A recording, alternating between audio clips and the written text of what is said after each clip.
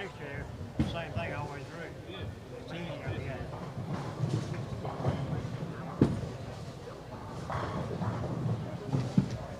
You can make time 16 off 3 patterns.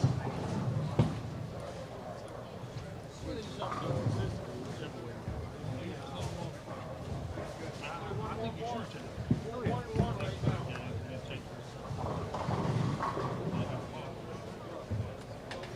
Bowlers, your practice session has concluded. Please hold up on all practice bowling at this time.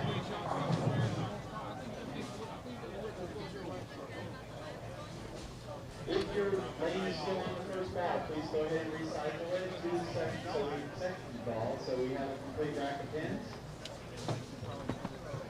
As a reminder, bowlers, you are responsible for writing your scores down at the conclusion of each game. We have a little bit of a different plan today, so please pay attention. Take your score sheets with you after you write down your score to your next lane. When you get there, set it on the scores console. Please leave them on the scores console at all times. A volunteer or staff member will pick them up and bring them back to you. But please take them with you every time you change lanes. As a courtesy to other competitors, as you finish your games and move lanes, please allow the pair you are moving to finish their game before you move into their bowler's area. Also, bowlers, please take a second and throw your trash away when you finish your game. Spectators, please do not block the entrances to any bowling circle or bowler's area. With balls, chairs, equipment, or people, we must be able to move freely, the bowlers and the staff members, in and out of those bowling circles, especially where there are tables. This is something we need to take care of. Please remember, parents, there is no flash photography once tournament competition begins. All right, you guys, let's give these bowlers a great round of applause.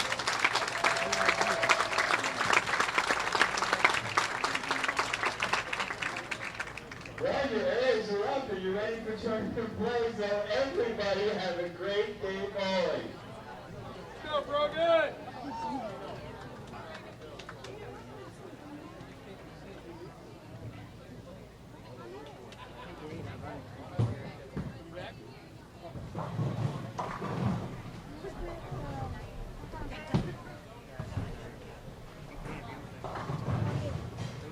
Welcome back to Bowl TV and the 2014 United States Bowling Congress Junior Gold Championships presented by Ebonite at Columbia 300 Track and Hammer. This is Aaron Smith bringing you the final advancers round of the day for the under 15 girls and under 20 girls.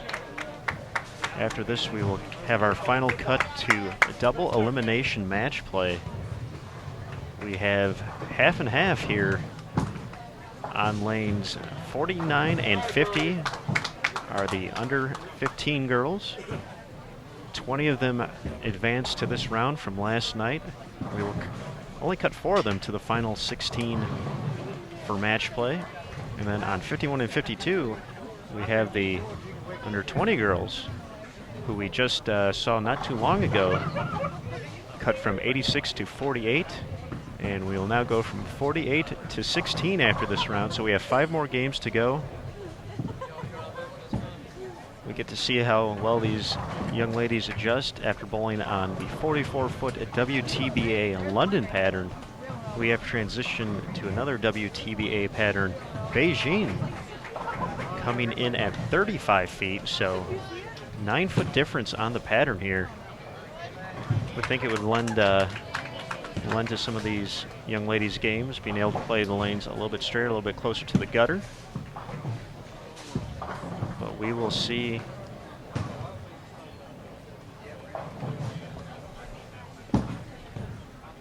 how it pans out.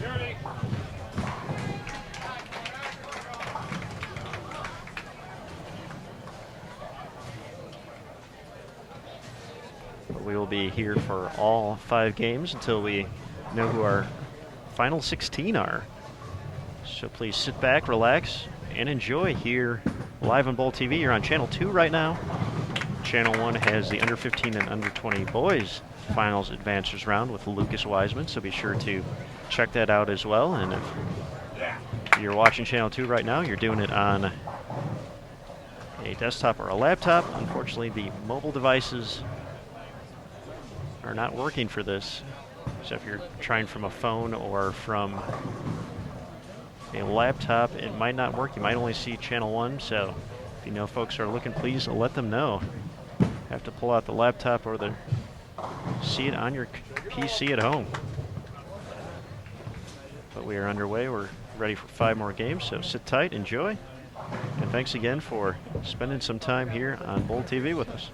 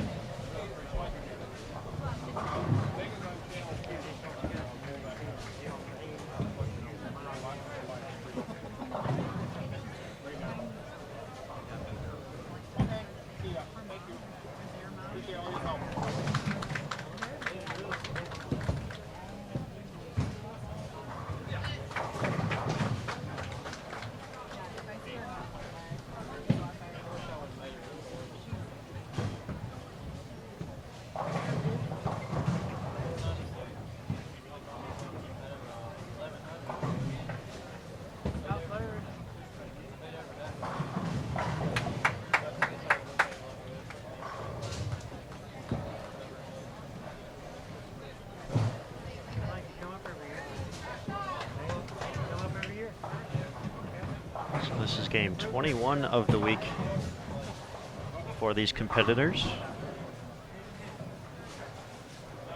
As we mentioned, the under 20 girls just finishing up on the lanes not too long ago. Had about an hour and a half break before coming back here. The standings are up on bowl.com. You can go to bowl.com/juniorgold to get the full recap, have results, schedule, more information, and everything else that you would need to figure out everything you need to know about this great event. Nearly 2,500 participants signed up to compete in Buffalo this week. And we are down to the final few. There's 64 competitors left in the under 20 boys, 24 and under 15, and 18 and under 12, and on the ladies' side, 48 under 20, 20 under 15, and 12 under 12. So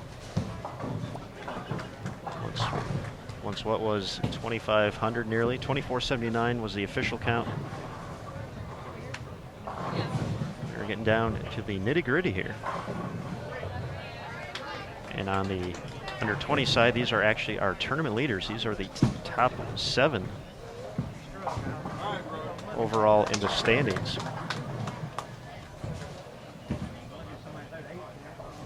Shannara Rhodes up on top by a single pin over Shelby Durr.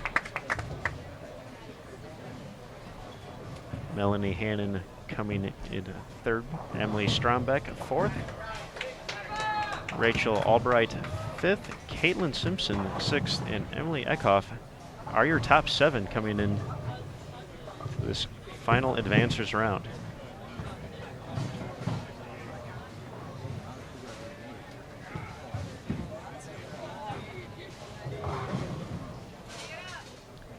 To make the top 48 for the under 20 division required a 20 game total of 38-18 or a 190.9 average. That spot was a tie, so in this instance all ties do advance. So we have Amanda Garavet of Amherst, Wisconsin, and Holly Ann Johansson out of Wichita, Kansas, tied with that 38-18 total. So both did advance here to the final round.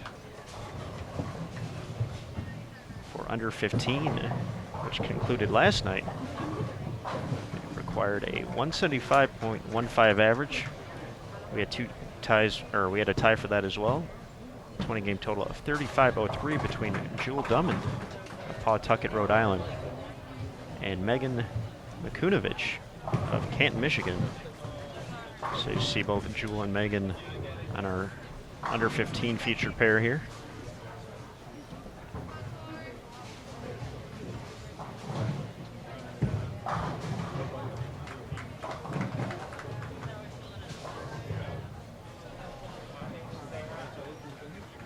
Taylor Davis on top of the standings for the under 15 girls division. 20 games posted a 37.75 total, which is equivalent to a 188.75 average.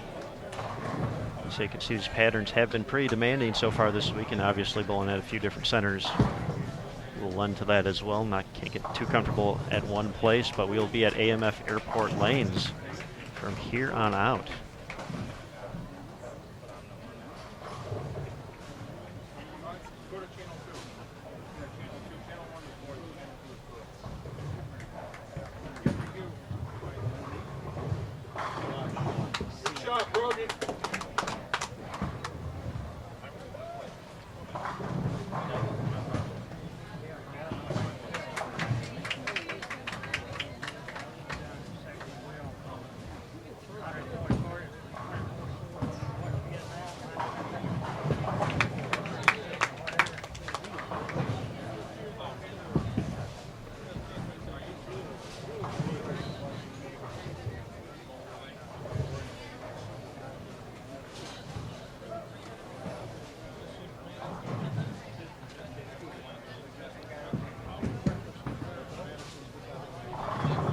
Obviously, every house plays different, but going by the rule of 31,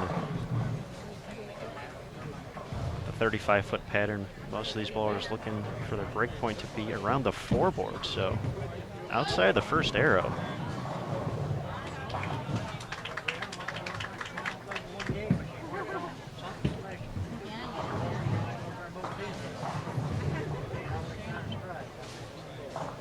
Ladies also have a little bit lower rev rate than the guys and a little less ball speed, so we'll see where they end up as the day progresses.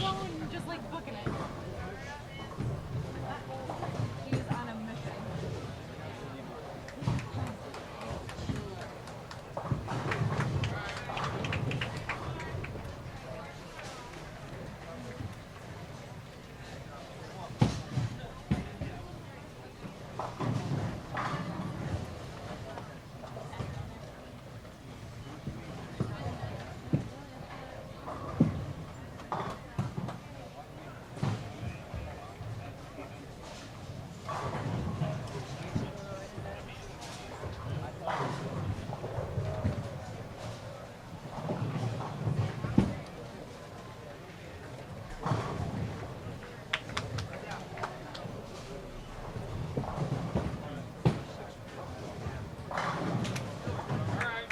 Great shot by our tournament leader on the under 20 side, Genoa Rhodes of Lafayette, Indiana.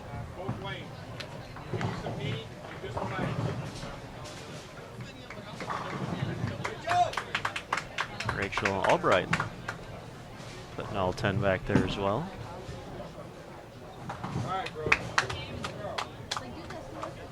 Looks like her pace will be a little bit quicker than what we saw earlier in the morning. The under 15 girls have either 5 or 4 to a pair, so they're going to go very quickly, and looks like mostly 7 to a pair for the under 20 group. So we mostly saw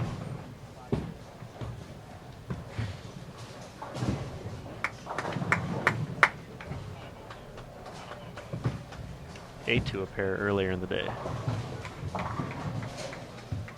Of course, we will be back a little bit later here on Bowl TV, 7:30 p.m. Eastern, for the first 2 rounds of match play for the under 15 and under 20 group. Had a little bit bigger field going to the double elimination match play bracket, so we'll get a few rounds out of the way this evening. Then all competitors still alive will be back starting at 8 a.m. tomorrow morning here at AMF Airport Lanes.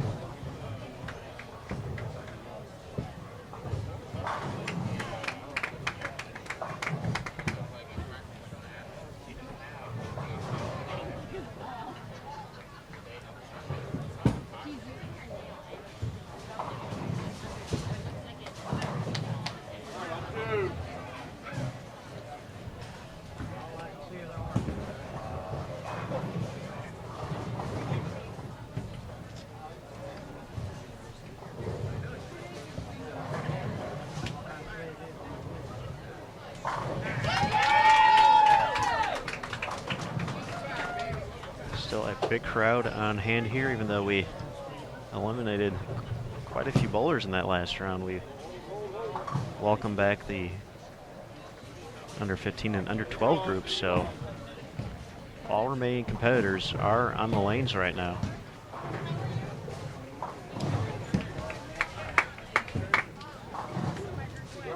Hitting on this 35-foot Beijing oil pattern laid down by the brand new Kegel Flex. Kegel, the official lane provider, or lane maintenance provider here at the 2014 Junior Gold Championships.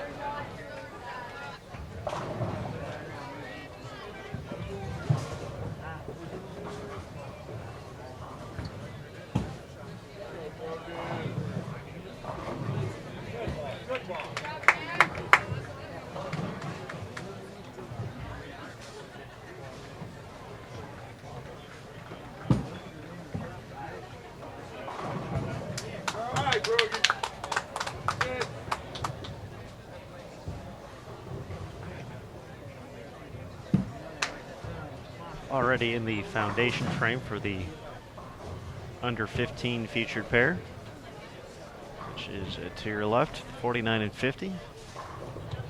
Do have split competition here. So these ladies are not competing against one another.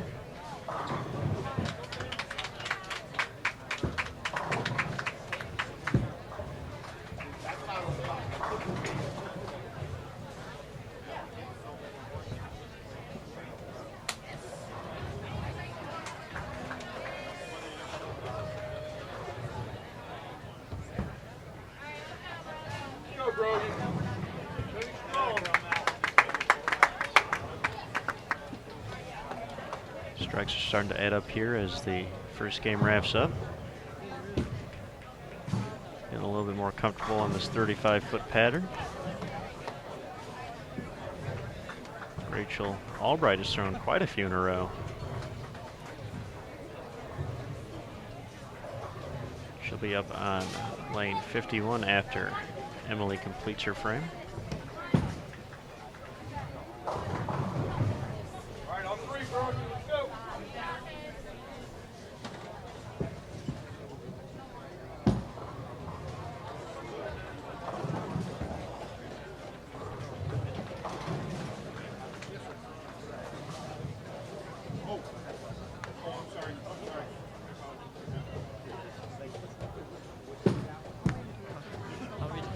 How many times you said that today? How many times you said that today?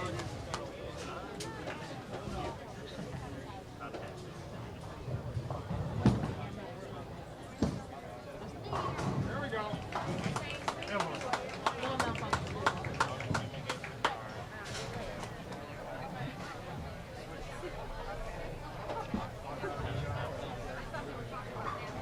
All right, in the 10th frame already for the under 15 crew. Rachel Albright up on a 51. Going to add one more strike. All right, Brody. Takes care of business. Makes it 5 in a row. Hasn't missed since the 3rd frame. Rachel started the squad in 5th. We are in game 1 of 5 to determine the top 16 for both of these divisions. 48 competitors still around in the under 20 division, 20 in the 15 and under. So they only have 4 people cut after this round. 32 on the other side, so. And as we saw with a few folks in that last round, a big game or two can really catapult you up the standings.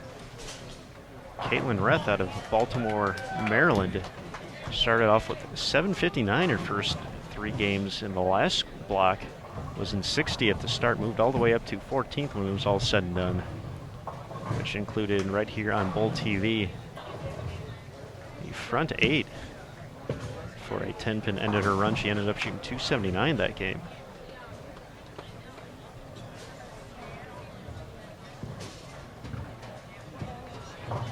Currently the top 16 for the under 20 division.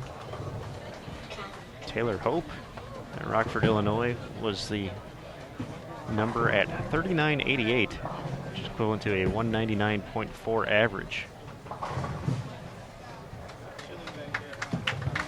For the under 15, it was Kalia Patterson. I gotta find somewhere to get out of this crowd. I don't know where that's going to There you go. At 35.71, 178.55 average.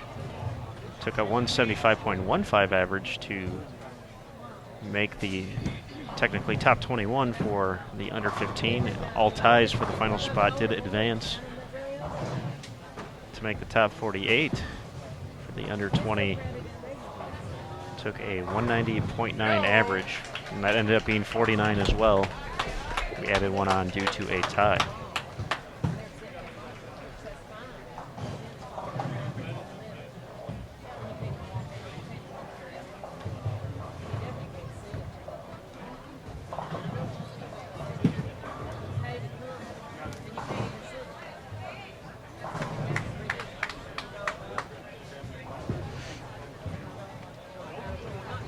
Game 1 already in the books for the under 15 feature pair. Got a few 170s up there.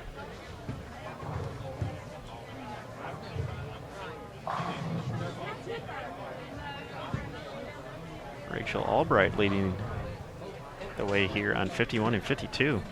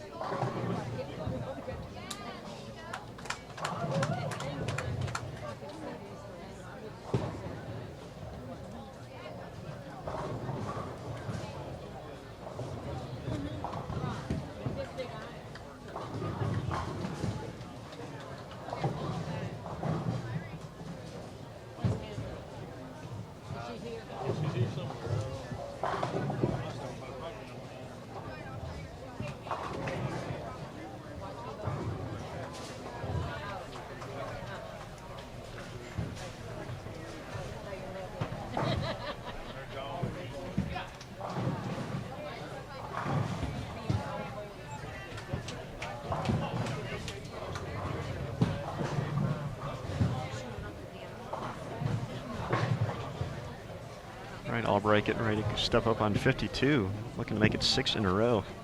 Already in game 2 for our under 15 girls. Kicking off their first frame as we get ready for the 9th frame on 51 and 2.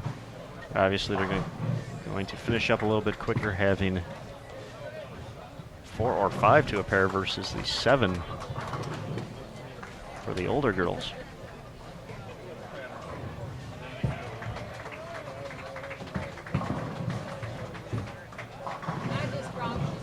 Tough break in the 9th, leaving the 4-6-7.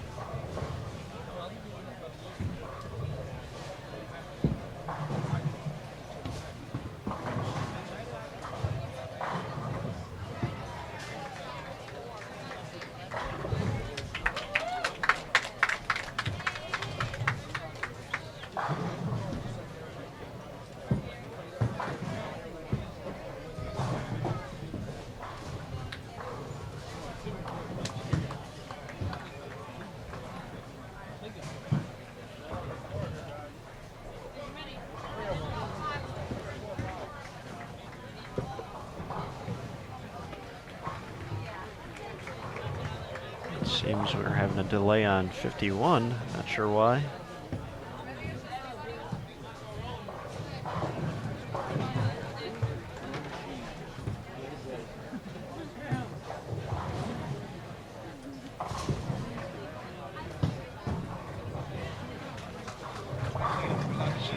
So I guess we're sitting tight on 51 and 2.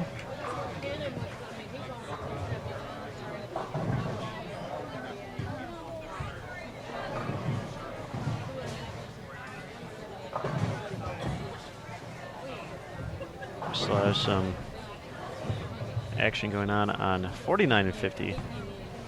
Game 2 of our under 15 girls going on right now. Once again, 5 games today. And we will know our match play contestants.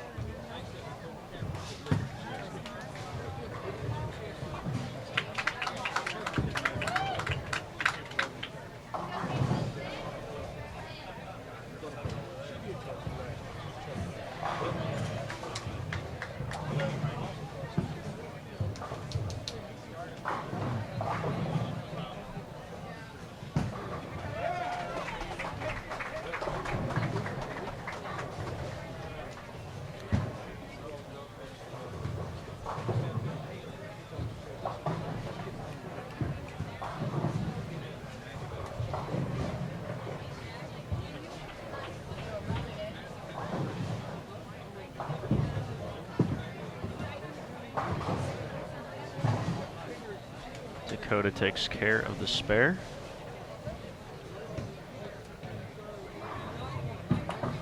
She entered this final round in 2nd overall. Approximately 43 pins behind Taylor Davis of Burton, Michigan, our leader on the under 15 girls side. You can see her getting ready on lane 49.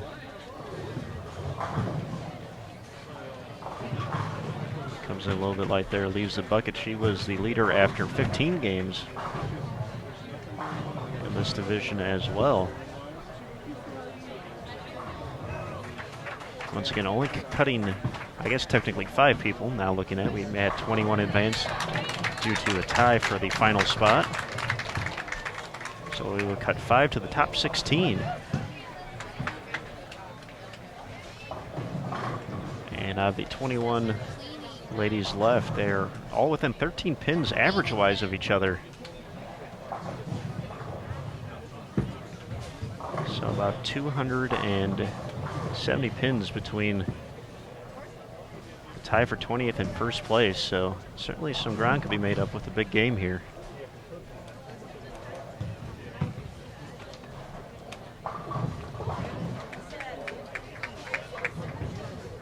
Be sure to check out Channel 1 as well. We are on Channel 2 currently here on Bowl TV.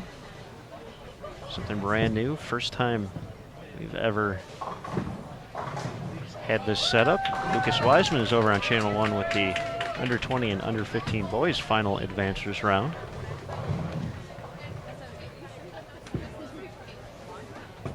So be sure to swing by and see what the guys are doing as well. And of course, thank you for taking some time to join us here on Bowl TV at the 2014 USBC Junior Gold Championships presented by Ebonite Columbia 300 Track and Hammer.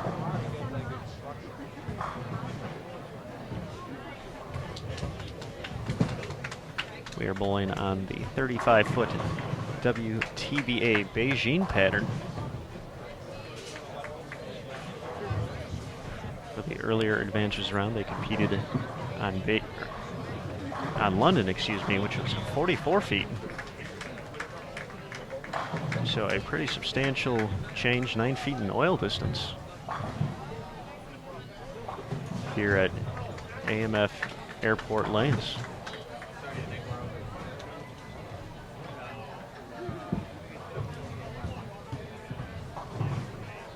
All right, I think we might be good to go again here.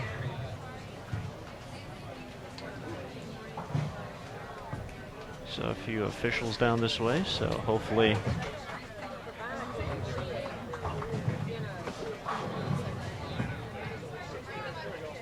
can get back to action here in 51 and 2.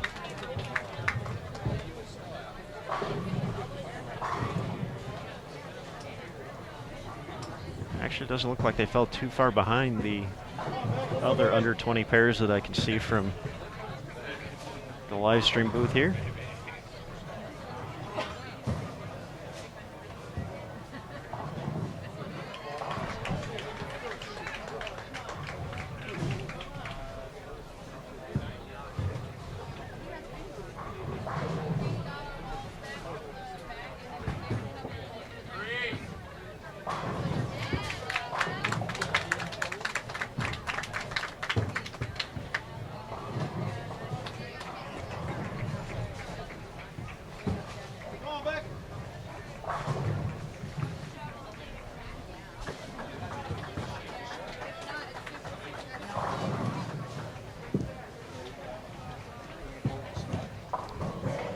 Unfortunately, I can't see much more than what you're able to see on the live stream camera concerning 51 and 2. I'm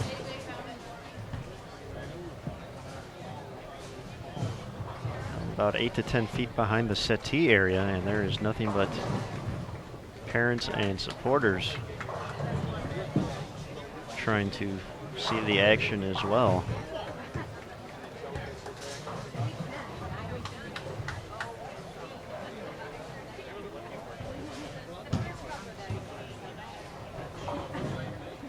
Still no word on what happened with 51 and 2 yet.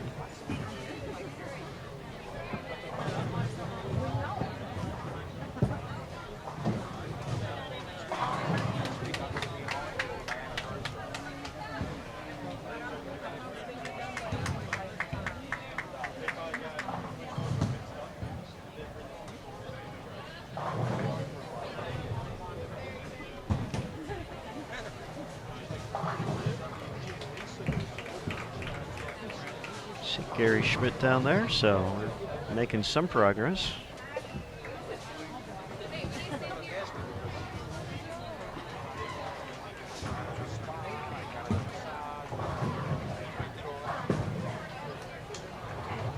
Looks like he's having a chat with all the ladies over there.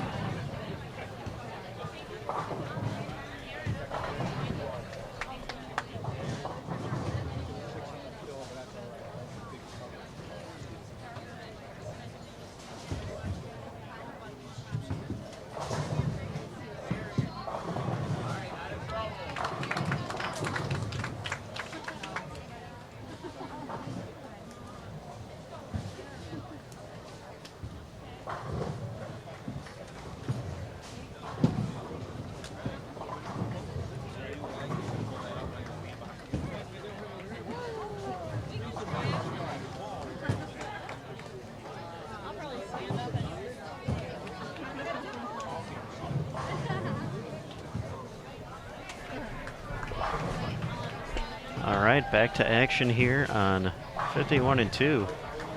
Already in the 6th frame for the under 15 second game, so it looks like we'll be down to just the one pair after a short while here. They are flying.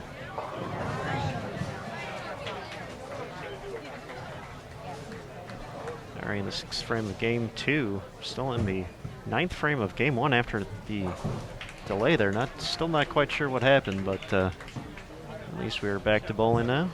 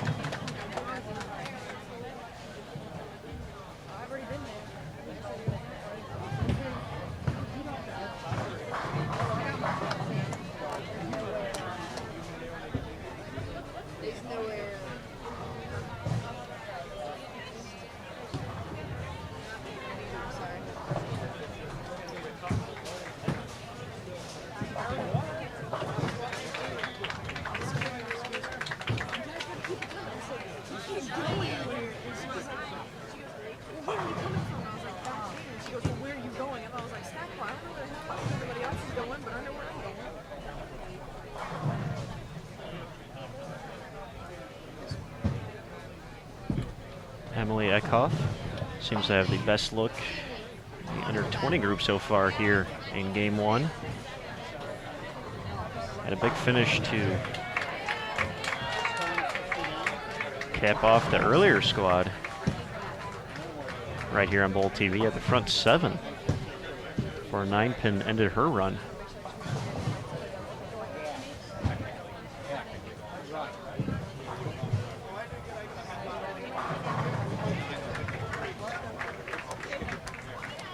Nice shot by Amara Spites there. I got 178 out of there after 2 overs. I'm sorry.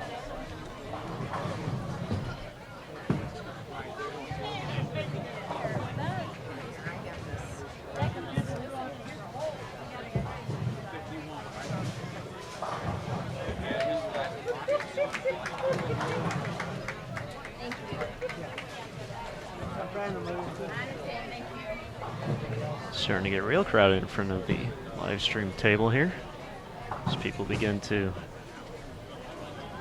maneuver to their next pair.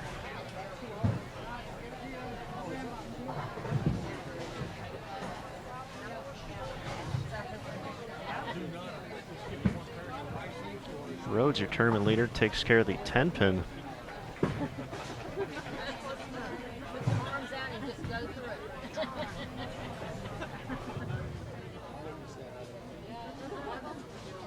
It's very crowded.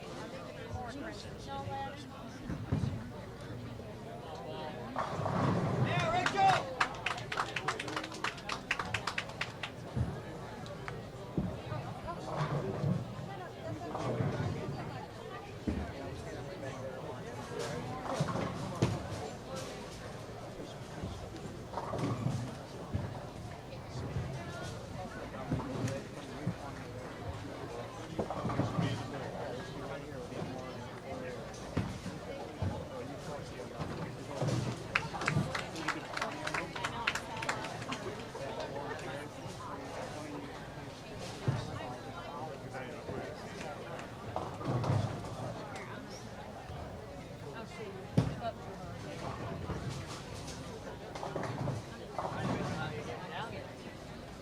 I find Teresa, we might be out.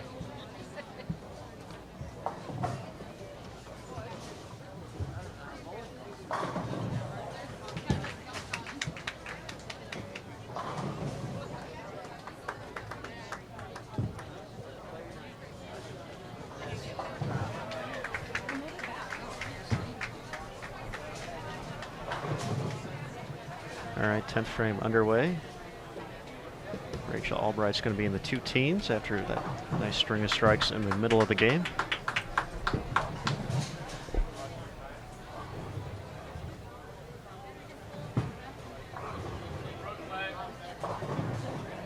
Emily Eckhoff added another strike in the 9th frame. She can still get into the 240s here.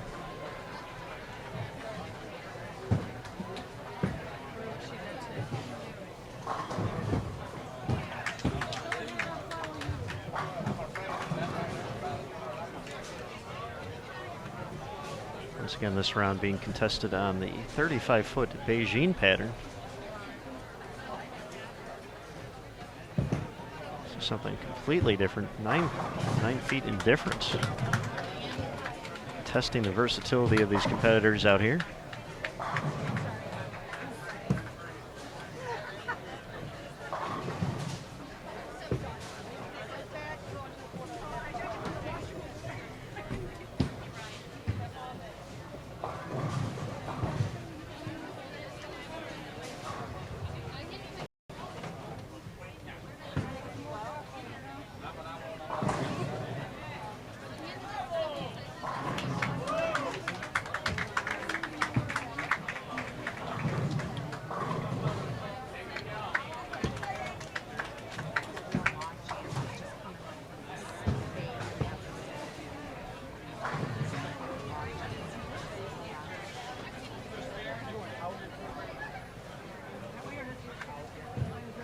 Yeah, I'm gonna go down to the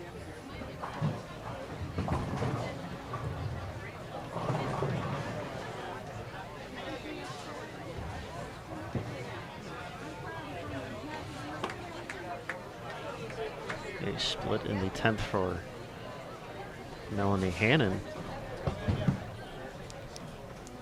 It's going to put her right around 200 if she is unable to convert. Caitlin Simpson finishing up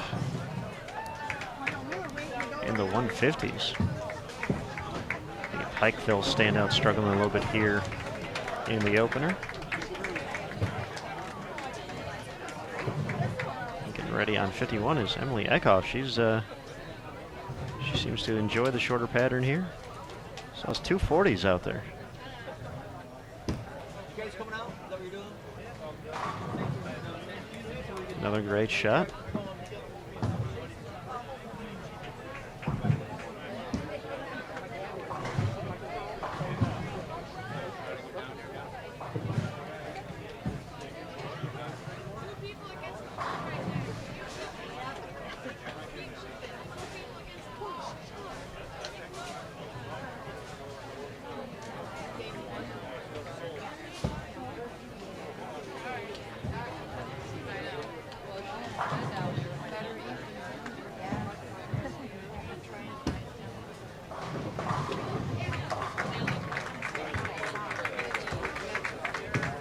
the nose for Emily, but she'll gladly take just the 10-pin standing there. Covered up for 235, so a great way to kick off this final round, trying to secure her spot in the top 16.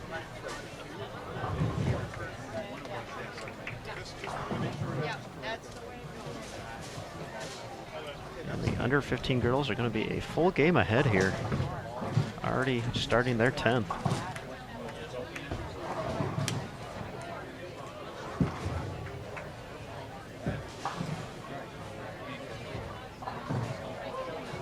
Nice conversion by Davis there.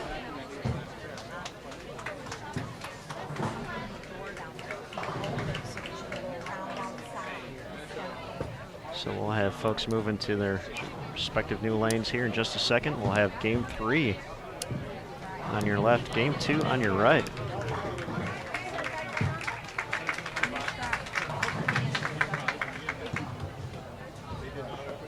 As Patterson and Ficini finish up here.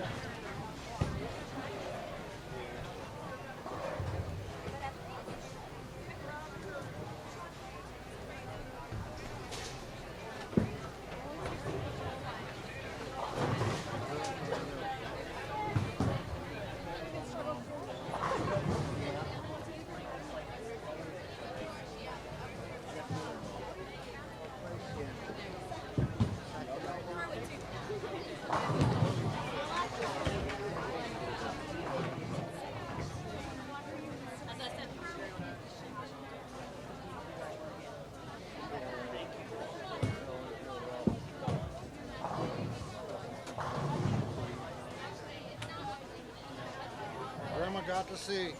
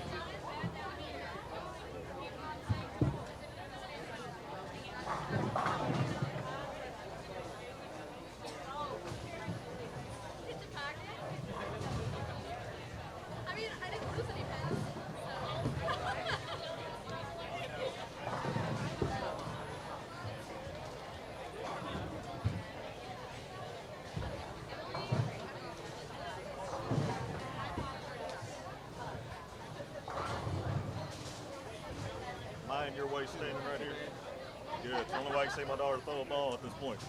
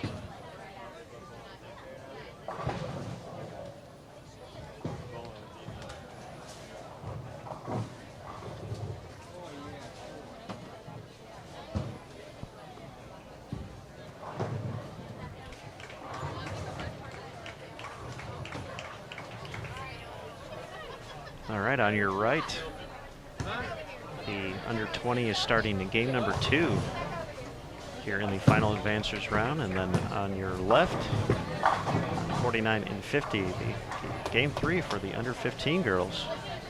So Elise Stevenson kick it off on your far left, had a nice 259 last night on the live stream pair. On her way to advance to our current round. You can check out all standings and results for the 2014 USBC Junior Gold Championships presented by Ebonite Columbia 300 Track and Hammer on bowl.com/Junior Gold. You can find information, schedule, everything you'll need to know about the 2014 event, as well as a look back at previous years.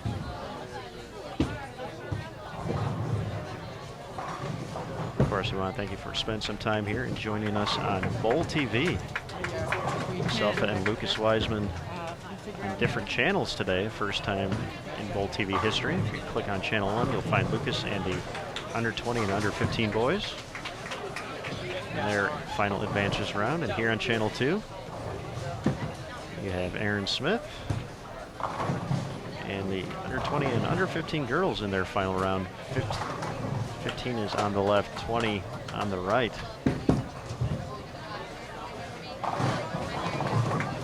So we appreciate everyone takes some time out of their Thursday afternoon to join us here. But we're not done after this, though. This round lasts 5 games for everyone bowling. Actually, everyone still alive in the tournament is currently bowling right now, including the under 12 division. But after that concludes, we will have a final, rounds 1 and 2 of match play for the under 20 and under 15 group. That'll start at 7:30 p.m. Eastern. So make sure Bowl TV is not too far away from you. So we still got plenty of bowling left to bring you this afternoon and into the evening from AMF Airport Lanes in Cheektowaga, New York. So thanks for stopping by. In games 3 and game 2 here in the final advances round.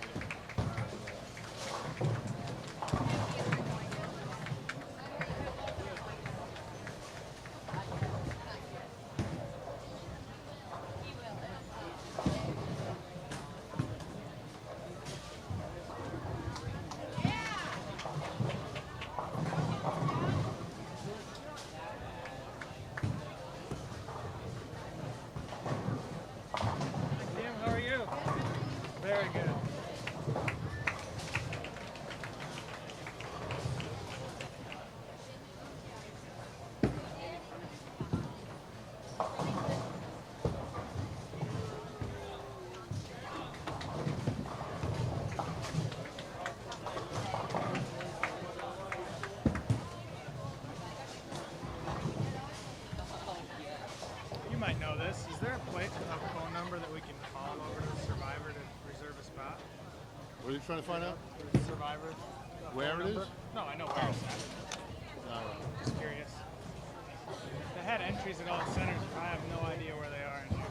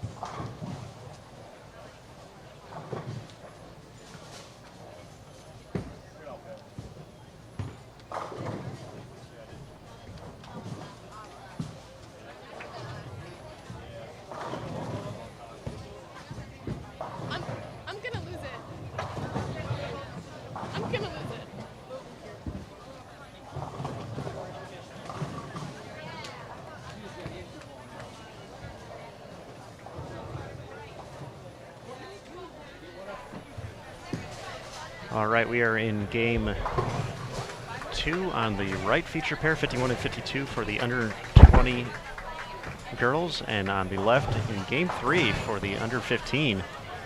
But right now we are being joined in the booth. It's an honor and a privilege. USBC Hall of Famer and assistant coach of Team USA, Kim Kearney. Welcome. Thank you. Happy to be here. All right, Kim, obviously a very important week for all these kids out here, and we're getting down to the nitty-gritty, if you will. Just having been here for a few days and getting to see the competitors compete at a few different places, just kind of talk about the atmosphere here and what you've gotten to see, and just how this next group of the up-and-coming bowlers of the world are performing out here in Buffalo. Yeah, I mean, I always feel like, this week is so, it's almost electric. The number of kids that come and participate in Junior Gold, and, it's growing every year. And, at the same time, I've been coaching junior team for, I think this is my 11th year. And to see the growth in just their talent level is just improved so much over the years. And they're just better educated. I mean, we look at, like, the kids that we've got in the last couple of years in our under 15, and they're smart. They get it. They understand patterns and surface and distances, and it's really impressive. There's been a lot of good coaching going on out there. And we saw that last night while broadcasting the first advances round with some of the under 15 kids, and I was very impressed, and compared to thinking about about a decade ago, and I was just finishing up my youth career and thinking about some of the kids that came out of there compared to what we see out here on the national level. It's just night and day, and it's pretty exciting stuff. I made the junior team many, many years ago, right out of college, and I promise you, I didn't know half of what these kids know, and just my ability to spare was, they are doing some really great things. And it's hard to, our job is hard. It always is every year to kind of, in the short time that we see them here, to make selections and to figure out, just in terms of the growth of the program, what direction we want to go. And we always hope that we're making good choices.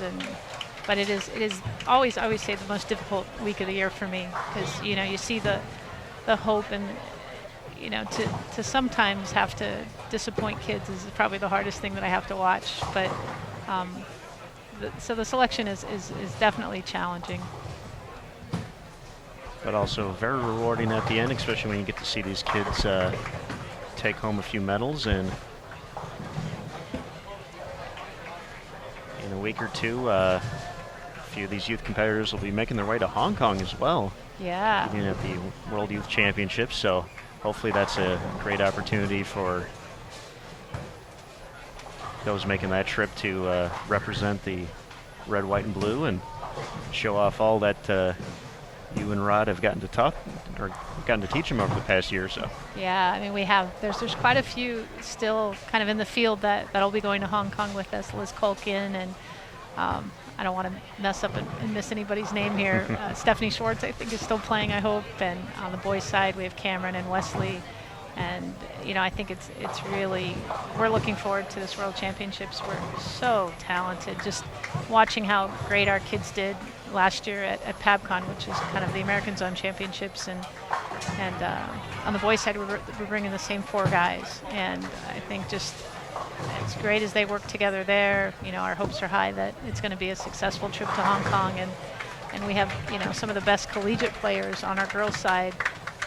Some new kids that we're bringing out, but I think, just their experience having played collegiately and on the team environment, I think we look really promising there as well. And you mentioned that collegiate environment. Elizabeth, with the University of Nebraska, we got to see her up close at a few of the events at the International Training and Research Center in Arlington, Texas. And just a phenomenal performer. We had her on earlier on the broadcast this morning, and it's great to see them advance to this next level. And obviously the shot making's there, and they know what they're doing, and it's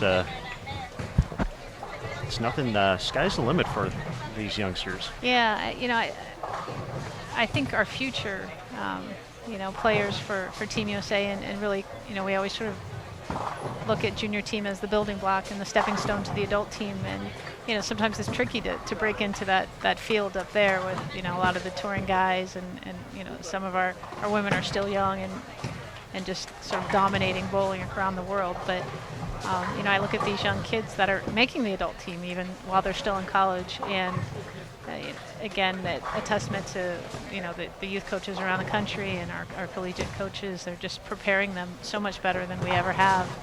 And it's fun to watch. And we've certainly seen a lot of the collegiate coaches out here as well. I just saw Sam Houston State's Brad Hagan walk by. They won the NCAA title this year. Yeah. And this is certainly a fantastic opportunity to get to see the next generation, along with the collegiate combine held at the International Training and Research Center. That's I believe that's coming up in the next month or so. Oh, actually next week.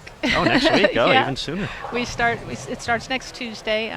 We'll do the boys on the front end Tuesday, Wednesday, Thursday, and the girls will go Thursday, Friday, Saturday. So busy week for us, heading right back there to continue to prepare for that, and for these coaches as well. They've been working hard, and it's their recruiting season. So there's a lot of and luckily, for them as well, there's a lot of places now for them to kind of scout out talent, and the more opportunity that we have for these kids to get seen that want to bowl collegiately, the better. So between our event and Turbo's event, and I know Kegel's done something down there, Junior Gold, Team Trials, Team Masters, there's so many different tournaments for them to kind of get an opportunity to see these players and see how they respond to the pressure and how versatile they might be. But we're really proud of the event that we do out at the ITRC, our combine, but a lot of work. But always a big success, though, and always hear a bunch of people raving about it afterwards, and always positive reviews. So certainly something to look forward to those of you possibly a year or two away from making the jump into Junior Gold, but something down the line certainly worth looking into. Yeah, I think initially our big push for the combine was just for the kids that didn't get an opportunity to get seen. There's luckily, but there's so many kids here at Junior Gold. And when I was back coaching collegiate at Delaware State, we just sort of had Junior Gold to recruit from, and where you could see the kids from around the country. But sometimes kids got lost if they happen to have just a bad couple days, and if the coach wasn't in that center that day where they were, they maybe would shine. Unfortunately, they weren't getting seen and not getting the opportunity. So Combine and other such programs around the country really just kind of open the doors for those that want to bowl collegiately. We have all divisions of collegiate bowling represented: boys, girls, NCAA, varsity, club, NAIA, all the different programs that exist. And I think there's a place for everybody. It's not, you don't have to feel like you need to be the top player in the country to attend. We want just a vehicle for kids to get into college, and hopefully with some scholarship money. It certainly makes it better, and also a big part of the Junior Gold experience as well, hopefully taking home a little bit of that scholarship money up for grabs here, along with, for some of these kids, a chance to join you and head coach Rod Ross on Junior Team USA. Obviously, we kind of touched on it a little bit, talking about the selection process. How, obviously, moving a lot back and forth, and small center, obviously, you stop back here to kind of check out the camera view from with so many parents here and everything. It is really tough to watch a little bit, but just as a coach, what do you like to see out of these players once you get down to that final match play cut? What is it that really sticks out for you and Rod and everyone else that really would bring someone to catch your eye? Yeah, I think we're definitely looking to, for the players that can exhibit some versatility. We're looking at, if they're able to change their hand action to match up the pattern that they're playing on. I think demeanor is a big deal. I'm really looking to see how they handle the pressure and, the disappointments, and all of those things matter to me. it's tricky, like you said. I mean, because we have so many players and supporters, sometimes it gets difficult for us to really see.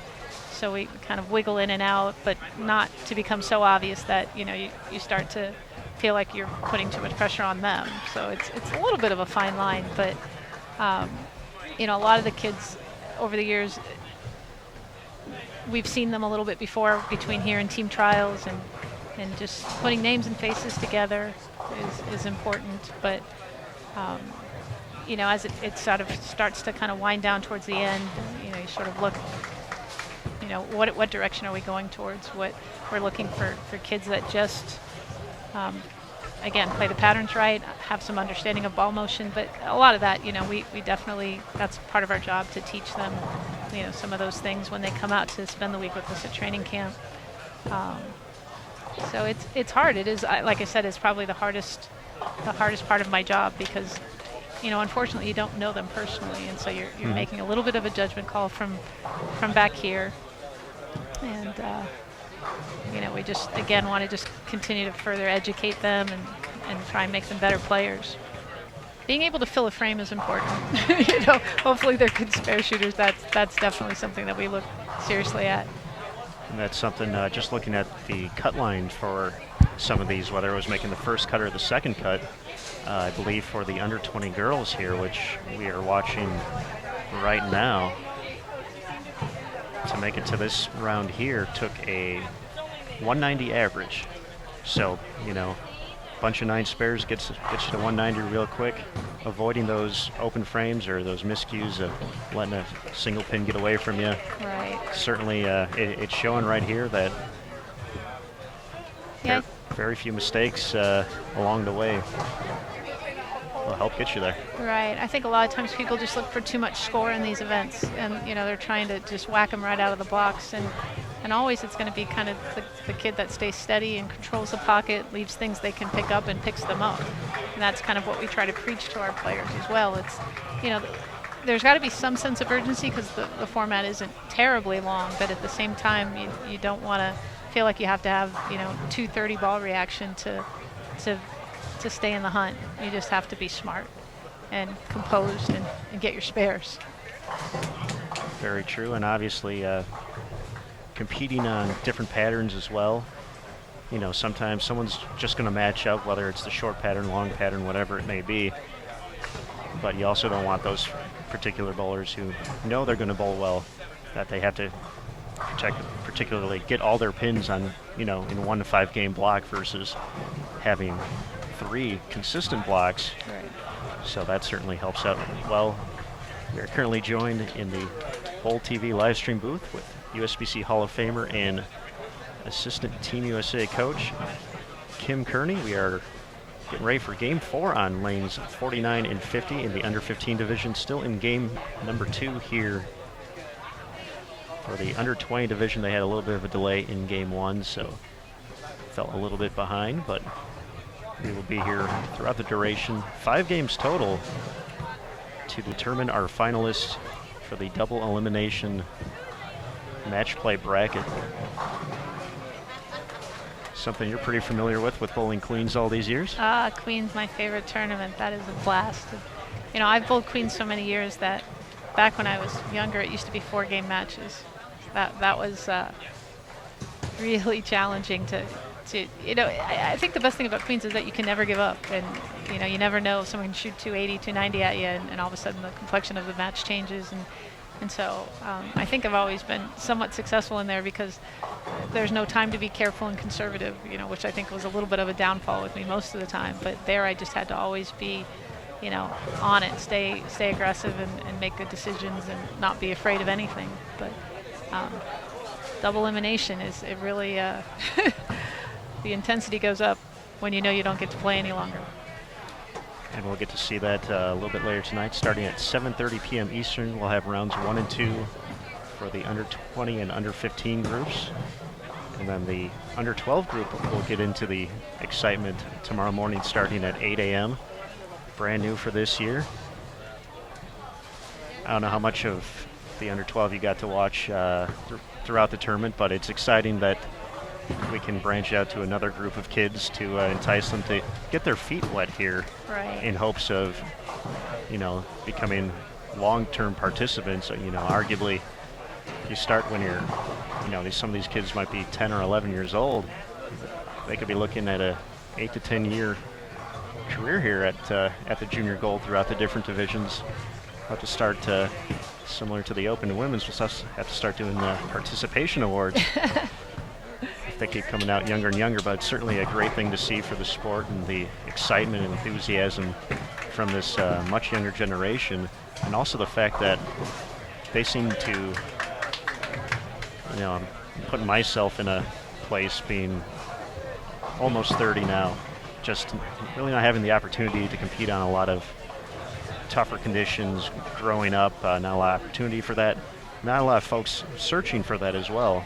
However, these young kids seem to enjoy this challenge, and what a best place to seek it out here is at Junior Gold and put yourself up against the best in the country. So yeah, it really is impressive.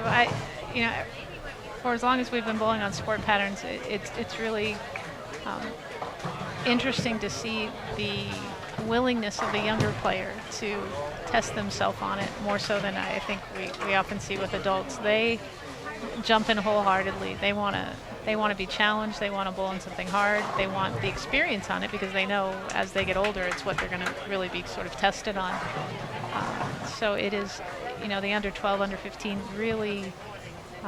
It's a joy to see how much support both of those divisions have gotten, and really how talented these kids are. Again, I mean, you just sort of take a look down there, and just physically, fundamentally, they're very, very sound. And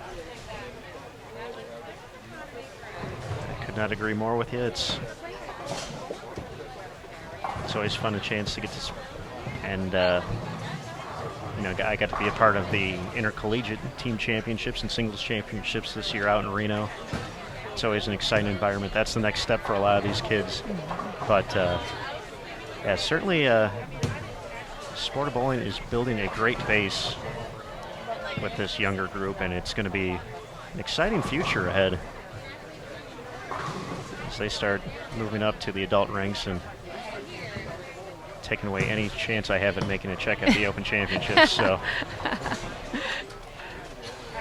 yeah, I mean, I just look at the kids just the first year when they went to the under 15, and there was a couple young boys who were right on the bubble of just, either making it, they just fell out at the last minute, and then the following year they were solidly, 1-2 with it.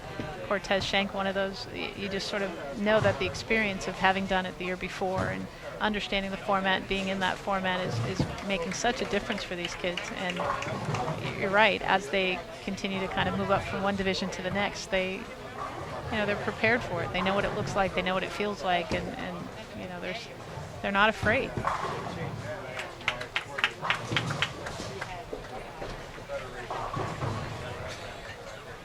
all right, over on lanes 49-50, already into game number 4, still in game 2 on 51 and 52. They are not competing against each other. We have them split. Under 15 to the left and under 20 to the right. We are joined in the booth by USBC Hall of Famer Kim Kearney.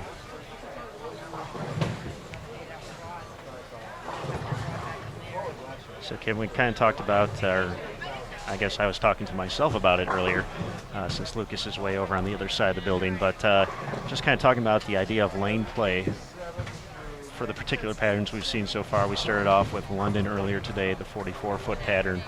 All of a sudden we make the big jump to the 35-foot pattern with Beijing. Just, I kind of talked about earlier, but I'm guessing it would be a much better source of information, just kind of the best way to attack these patterns, especially when they vary in length as much as they do here. Right. I think we always kind of go with that rule of 31, that rule of thumb, that you just subtract 31 from the distance of the pattern, and it typically is going to tell you where you want to have your break point.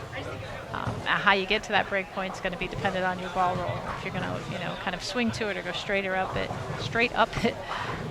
But So that's what the book says. But sometimes when we get to centers, and there's a lot of other factors that may come into play that sometimes don't let us play it like we want to and like it's supposed to be played. The surface, the temperature in the bowling center, all the other players on your lane. If nobody's really attacking them properly, then they don't develop the way at least the lane man intended, and so the scoring pace may suffer. If you're on the short when you're supposed to play the gutter, and if the topography, so meaning the kind of the way the lane is laid down, if it's not balanced properly, if all sorts of things can make that short not play the way we want to play it. And if the gutter isn't hooking, then so it's hard, because we have a lot of sport pattern, junior gold sort of training sessions we do at the training center to try and make sure the younger kids know how to attack the patterns. But at the same time, you're explaining to them, like, you got to play out on the short, you got to play out on the short. And I know in all the years that I've coached at any world championships, I promise you, every single medal on the short pattern was won by a player playing right of the first arrow. Nobody playing in has ever won a medal in the ones that I've been to. So, the long and the short sometimes are pretty clear. You're going to play out, you're going to play in. Those medium patterns is what give a lot of people a lot of trouble, because there's so many different angles that you can play. And it gets, you get to sort of second guessing yourself, trying to figure out, well, do I need to be here? I can play here, I can play here. There's nothing always very clear cut.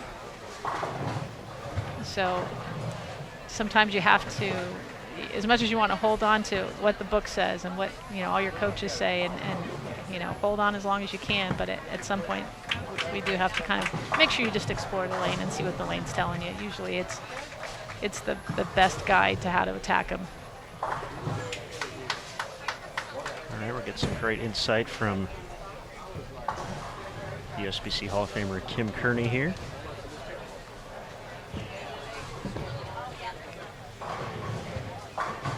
I thought this was going to be a great place to sit, because there's still lots of, which is awesome to see this many people in the bowling center and supporting their kids and family members, and can't even find a parking spot outside. That is true. It was when Lucas and I got here this morning to set up, they actually had a waiting line outside. Oh my gosh. Kids waiting for the doors to open up, and obviously the parents coming right behind them. But yeah, certainly, although maybe not the most spectator-friendly environment, certainly the support system that these parents are showing for their kids, and serving as coach, serving as maybe that shoulder to lean on if things aren't going as well. It's certainly a nice thing to have in the back pocket for these kids. Sure. A lot of people come a long way for this, and they look forward to it every year. So, definitely doing some good things on that end. They certainly hope a lot of them are taking the opportunity to compete at the Youth Open as well while they're in town. Usually takes a little break once Junior Gold gets in full swing, but squad should be starting up again pretty soon. So, similar to the Open and Women's Championships, compete in team doubles, singles, and all events. A chance to take home a national title. That has definitely grown over the years. I remember when they really, at least that I knew of, that they started pairing the two, and sort of seemed like an afterthought a little bit to some of the players. And now, they're, forming their teams. I see pictures all over Facebook.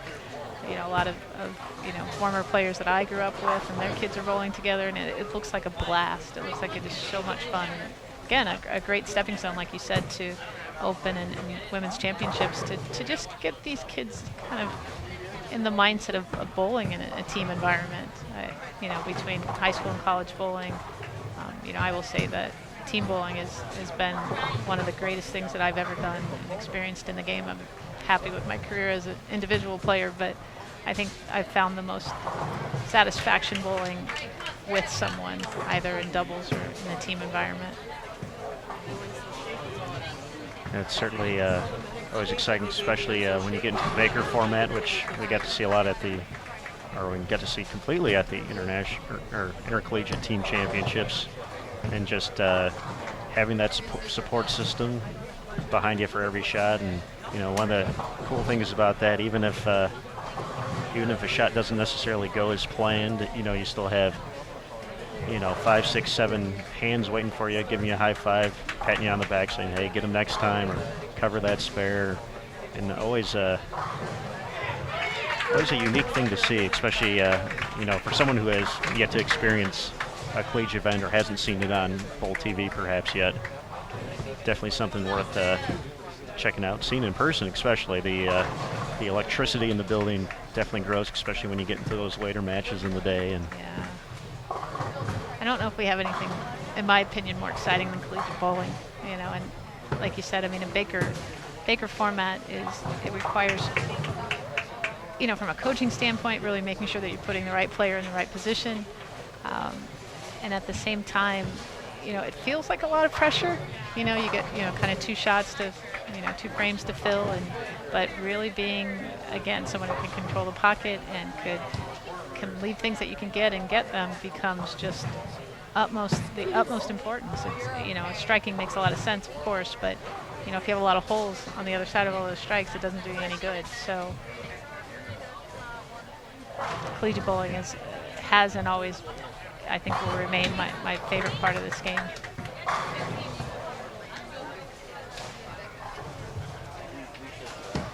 once again, we are joined by USBC Hall of Famer Kim Kearney as we wrap up Game 2 here on 51-2 of the under-20 girls division. They are just about done, moving a little quicker in the under-15 division. A few less folks on the pair there. So they are moving along. They are in the middle of Game 4 already. So they're moving right along here.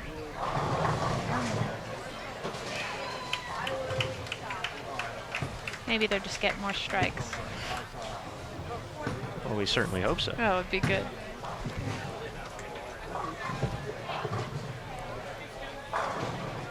Kim, we've mentioned the International Training and Research Center a few times already, but for someone maybe not familiar with the facility, give them a little rundown of what goes on there and what the team can provide for anyone possibly interested in spending some time in Arlington. Sure. Well, we have 14 lanes on the training side, and there's 6 more on the other side of the wall. That is the research side of our facility. I work on the training side, so I do the majority of the lessons that come in through the door. So we have 3 types of lessons. We have a basic, which is about an hour-and-a-half lesson, a half day, which is a 3-hour lesson, and a full day, which is a 6-hour lesson. And it is open to anyone and everyone, any caliber of player. We get seniors, young players, we get players internationally. It's for anyone that wants to get better. And typically it starts out, we'll do kind of what's called CATS. CATS is computer-aided tracking system. We have it on 2 of the pairs there in the training center. And it's a repeatability exercise. Basically, you'll do 10 shots on, usually we put out a long pattern, a 44-foot pattern, and a 34-foot pattern. And we're just looking to see what the player's consistency looks like in terms of ball speed, their consistency at the release, and of course accuracy at different places that we measure on the lane. While they're doing that, I'm going to capture video. We have cameras in the front, back, side, and top, and I grab a variety of video shots on each pattern. We will have one of our pro shop specialists take a look at your fit, make sure that there's no red flags in terms of span and pitches and those sort of things. And if we see anything that we would recommend, write that down and send you back home with that.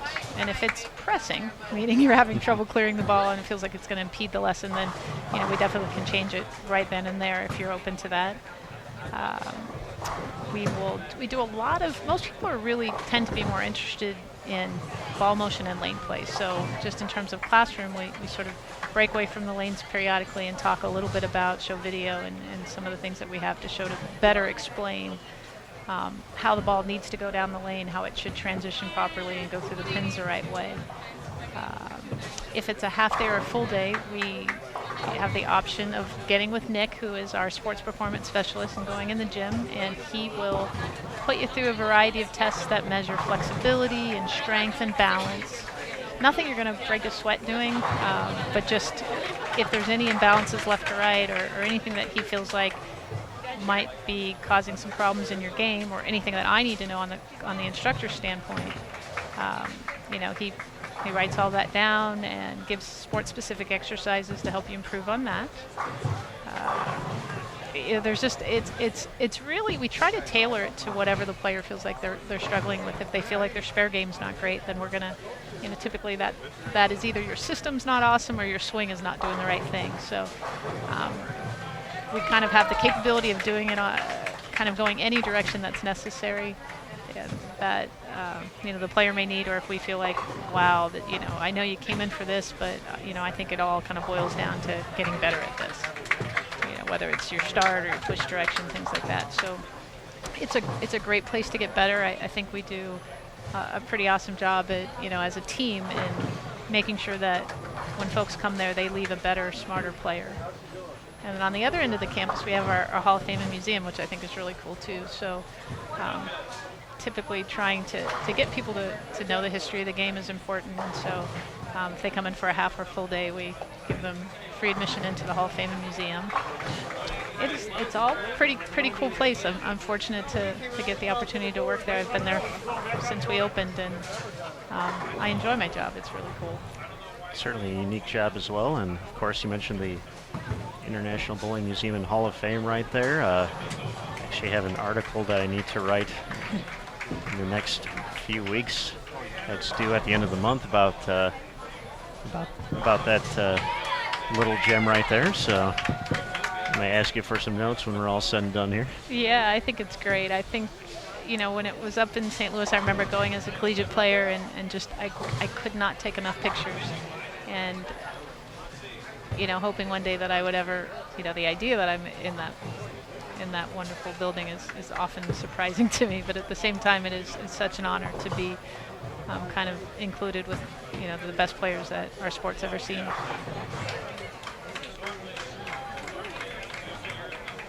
There's really no other way to say it other than that. That's about the Hall of Fame from a Hall of Famer.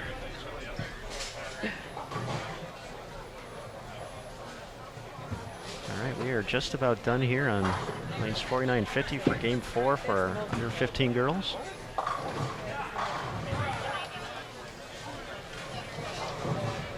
They are moving right along. We're still waiting for a few folks to get to 51 and 2. A rare vision of the lane.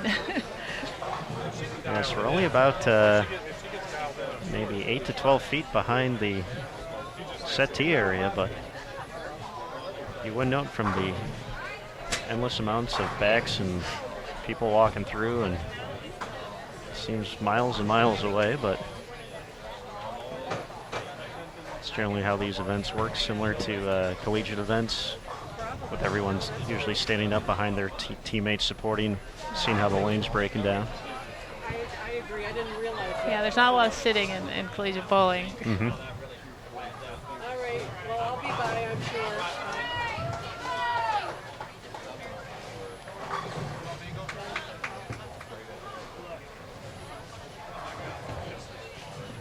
Kind of fun to see, as I sort of look around, I see players that are, I see former collegiate players, former, boys and girls, now young ladies and men that bowled in this tournament, that continue to come back and watch and support, whether they have siblings, they just, it's really, really awesome to see the support systems just in certain areas. Like there's, where I grew up in California, there's a kind of a group that came from my little area, and I see posts on Facebook like training for junior gold and just trying to get there and work as a team. And it's really fun to see just different parts of the countries, connecting and just trying to find more success. And then I see lots of cool little combine boys and girls that have been through over the years that are a lot of names and faces that I recognize. We've certainly gotten a lot of waves here. I know it's not because you're sitting next to me. I haven't gotten a single wave all week. But what are they thinking? Certainly a lot of folks excited to see you here. And hoping that she'll call their name at the end of the tournament as well. I so. imagine, although I think they're just happy to see me, not so much. It's important that I get lots of, "Hi, Coach Kim, how are you doing?" text messages before we get here sometimes. It's kind of cute. Well, you're leaving a lasting impression, so that's the important part.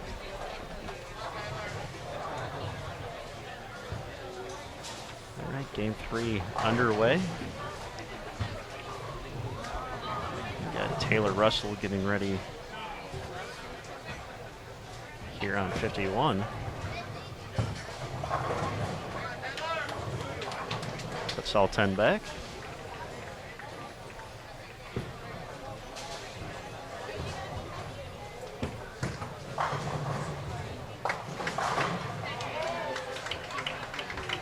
Looks like we're still waiting for results here for at least the under 20 girls.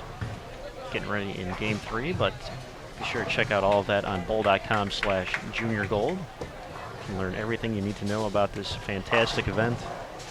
Nearly 2,500 participants this year. 2,479 was the official number, competing in under 12, under 15, and under 20 age categories. So it continues to grow. Another record here. That's awesome. It certainly is. Makes it difficult with that number of participants to find a lot of places that can house that many. So That's true, and obviously AMF Airport Lane is not the only center in play. We've had 5 other centers in the Buffalo area helping out, handling different shifts. This is actually for, I believe for the girls, this is their first time at airport. The boys were all over here for at least one of their blocks. So this is their first chance to experience this unique venue. By looking at it online, you would think we were on the end pair of the house, but that is not the case. It's broken up into little segments. yeah, a lot of different bays, so it's cozy. Cozy is a good word for it. Kind of reminds me that the only thing missing is they need to hang some banners. It'd be like the Peterson all of a sudden, but well, that's something for down the line for these kids. There should be in no hurry to go to that just yet. I've never bowled it. I've never bowled it. I hate that I haven't. You and I are in the same boat. I've gone twice to, being from the Chicagoland area or close enough to it to where it's a reasonable drive.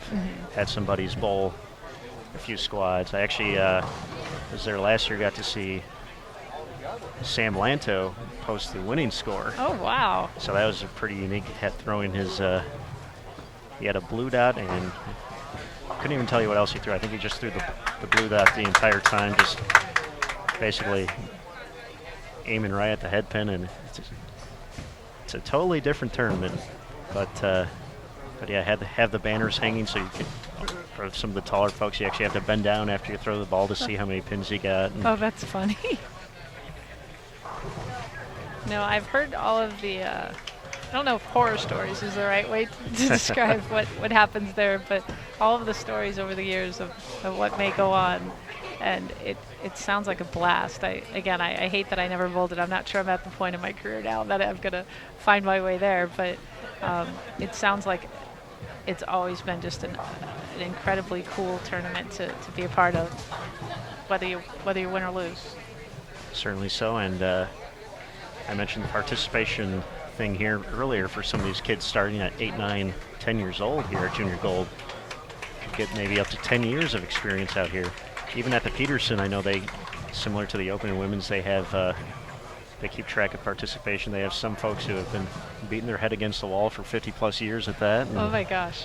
actually one of the gentlemen who earned his 50 years at the Open Championships this year, Val Medic Sr., I believe he got 50 this year. He was 51 at the Peterson. Oh my gosh. So certainly a cool little thing, and they got to be doing some good things, some things right to get folks to come 50 years. Certainly so.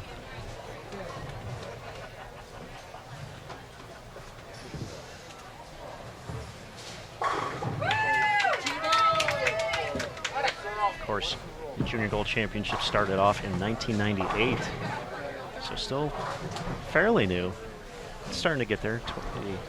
20-year anniversary coming up in a few years down the road. Gosh, 98. I would have thought it had been around a little bit long. Not much longer, but 98. That's still young. It's definitely had an impact on a lot of young players' lives. Very, very true. And even looking back at that first tournament, Missy Bellander, some folks may know her now as Missy Parkin, won the girls' side in the very first one. Several of those names very well known in the bowling world. Shannon Pluhowski, a 3-time winner. Stephanie Nation, now Stephanie Johnson. Yeah, Stephanie had. Did she beat Shannon's record, or I think they both have 3 in a row. Times. Okay. Broken up by Olivia Sandham, also a fantastic player. Former Wichita State Shocker. It's a lot of really players that have found a lot of success after leaving this program. See Sean Rash, PBA Player of the Year. Scott Norton, Eric Vermilia, won his first Eagle at the Open Championships last year. Matt O'Grady. So yeah, certainly a stepping stone. I saw Brittany Hamilton walking around a little earlier. She turned her title at Junior Gold into a Team USA Trials victory this past year. How about that, yeah. Marshall Kent, who's done just about everything possible. Remember the first time we saw him? That was a star-studded little top 10 players in that. I think that was in Indy, it feels like, when he won in 2010. It may have been, gosh, I'm not sure if he's won more than one, but I know, I'm pretty sure he won in Indianapolis. Yeah, Marshall just kind of came out of nowhere that year in 2010 and basically won everything. Yeah. A lot of good players coming from the Northwest. He's inspired a lot of good players in that area and shown all that you can do. If you just put some hard work in, and they're starting to bowl, getting more players there to bowl collegiately, and it's really it's awesome to see the impact. Sometimes you don't even realize it when you're doing it, but the impact that you can have on a community, on an area, however it may be. Yeah, I think that's one of the very cool parts about the collegiate programs is that for some of them, they can build so quickly, whether it's, I know some like Weber International have the international appeal to them where they get a lot of folks that way, or if some areas just have a strong local bowling community that they can build quickly within that small structure and then be able to branch out once they have shown the ability to build a program. Going back to my area, Calumet College of St. Joseph started up basically all local kids from Northwest Indiana and the south suburbs of Chicago. Turned that into, and that was 8 years ago. They have never missed the intercollegiate team championships since then. Really? And now all of a sudden they're getting players from one of their top players the past few years, Mitch Kadick, who had a nice run here at Junior Gold a year or two ago, came all the way from Florida, left all the nice weather there to come up to the cold winters in Indiana. Lake effect snow from Lake Michigan. So brave kid, didn't know what he was getting into probably. But it is, you can turn a collegiate program around. You can start a collegiate program around in no time, like you're saying. I mean, I was at Delaware State, a small little school in Dover, Delaware, and very quickly went from not being ranked to we finished in the top 4 at the NCAA championships 2 years later, and it wouldn't. I'm not convinced that it had anything to, or so much to do with me being there and getting good recruits. I had a lot of kids that, weren't really being, encouraged to go anywhere else. And sometimes it just takes, getting your fundamentals sound and getting someone there that's just invested in the program succeeding. And it can, you can do wonders in a short amount of time. There's a lot of very, very talented kids out there that just want to play and experience college bowling, and starting a program even at, your own university, it's not very difficult. Just probably contact our collegiate division, and they can tell you all the steps to kind of go through. And before you know it, you get a couple buddies that you grew up with, and you can find yourself at the team championships in no time.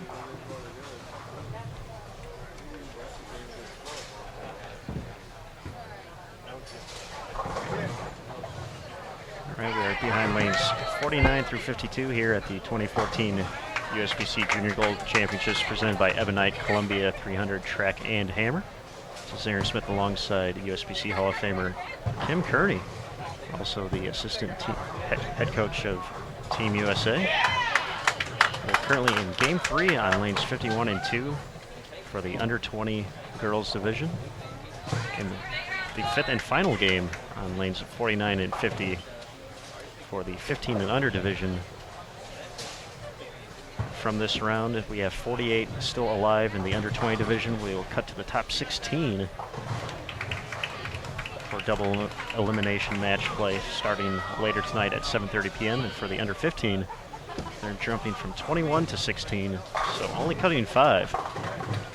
But once again, we'll be part of that double elimination match play bracket starting a little bit later this evening.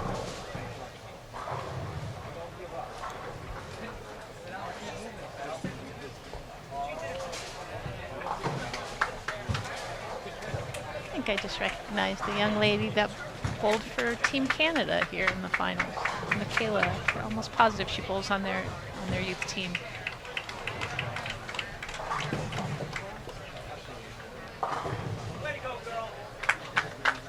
Of course, not too far away from Canada right now, here in Buffalo, New York. Niagara Falls just a short drive away.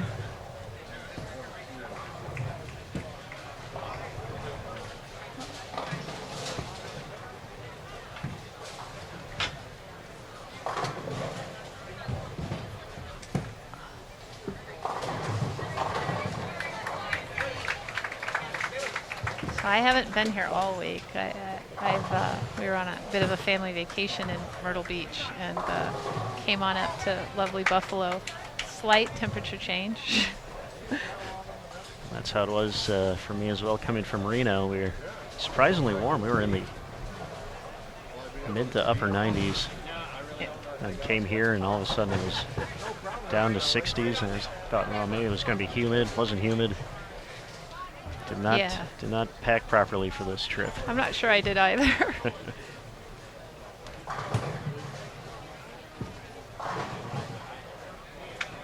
Probably better for the players, though. There's definitely been years where it's been awfully hot outside and hasn't. And with the number of people we have in the center, it makes it a little too warm in here for comfortable bowling. So well, at least we're on the cool side of the house here, though. So yeah. I'd say, well, once you get into like the mid 30s, it warms up. It warms up quite quickly, it seems like. So luckily, Lucas was nice enough to bear the heat this week. Lucas is always nice. Of course, if you want to tune into Lucas right now, in the top left-hand corner of your screen, you can click on Channel 1. He is featuring the under 15 and under 20 boys final advancers round. For the first time in Bowl TV history, we are featuring 2 channels from the same center. So you can pick and choose which one you want, unless you're following on your mobile device. And unfortunately, you can only get Channel 1 for right now, but you can hopefully check out the archive later, assuming we didn't break the internet. No promises on that. Right now, stepping up on 52, Jessica Milat started this game off with the front 4. She'll be coming into your screen on the right side in just a second. All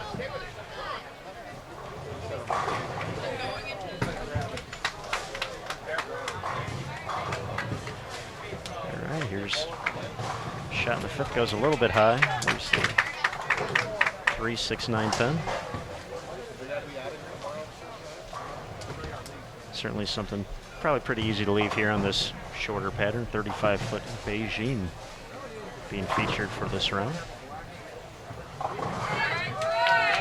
Yeah, those 3-pin combinations aren't particularly easy on these short patterns.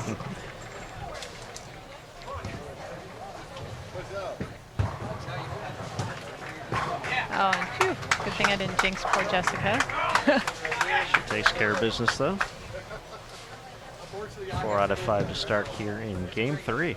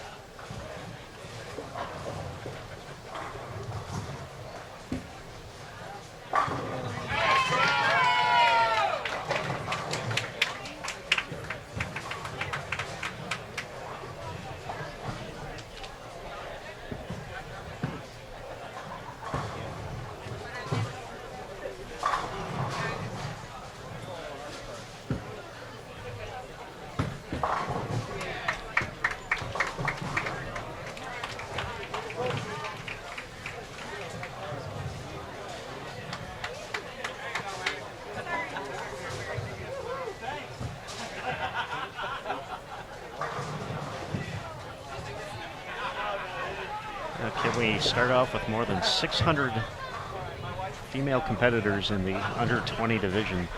Wow. This year. Top 86 made it to the earlier round today. We're down to 48. In 2 games, we'll be down to 16. It's just even making the top 86. That's quite an accomplishment against a field of that size. It really is. There are a couple kids from back home that I was following, and they were a little disappointed in their finish. But I'm like, there's 300 kids behind you. Keeping it all in perspective, and again, I think this tournament is very difficult because it's just a little overwhelming. Like you said, there's over 2,500 kids here, and it's particularly your first couple times. It's hard not to be overwhelmed with all the excitement and all the players and all the just goings on. That it's hard to really focus in on what you're up to.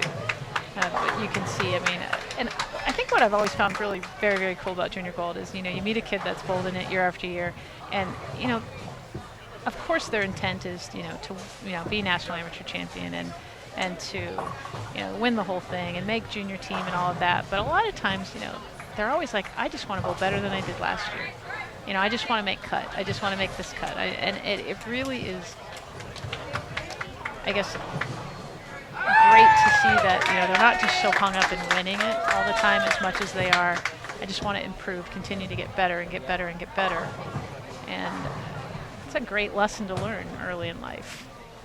Very true, taking those small steps to eventually reach the bigger goal. And yeah, for a lot of kids, I think attempting to walk into this your first time and, have an expectation to maybe make match play might be a little overwhelming, especially, you talked about just so much going on, and that's even before you've thrown your first ball. Exactly. Even in the practice sessions, those, I wasn't here for that, so I didn't get to see how crowded those were, but I can imagine the practice sessions are split up,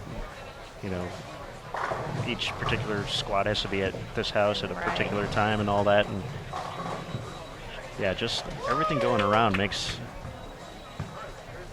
it that much tougher to actually concentrate on the main thing at hand, which is performing on the lanes. Right.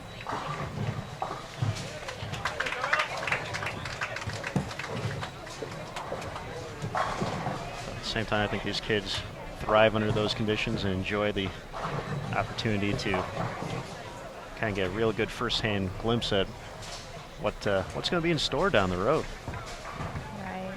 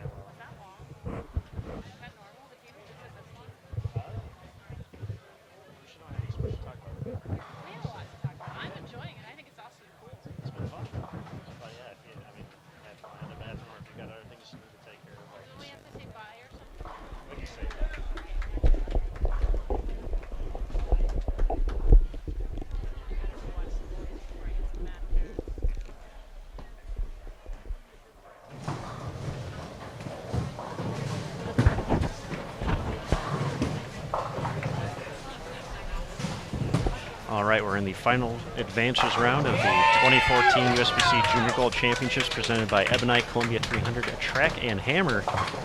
And we have gotten to enjoy the presence of USBC Hall of Famer and assistant head coach of Team USA, Kim Kearney. Kim's giving me that look. It's time to go and time to do what she's here for and check out some bowling. So Kim, we want to thank you for jumping in the booth with us and imparting your wisdom and knowledge on everyone who's tuned in. Well, thank you for having me. This is, again, one of the coolest things that I get to do.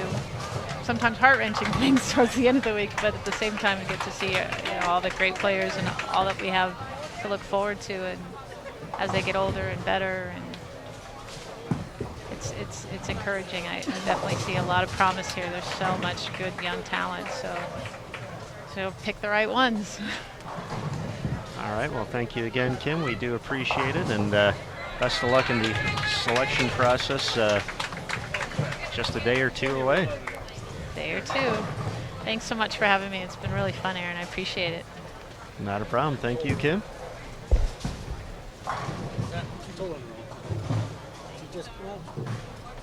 Just flings it too many times. Once again, we were joined by USBC Hall of Famer Kim Terrell Kearney there.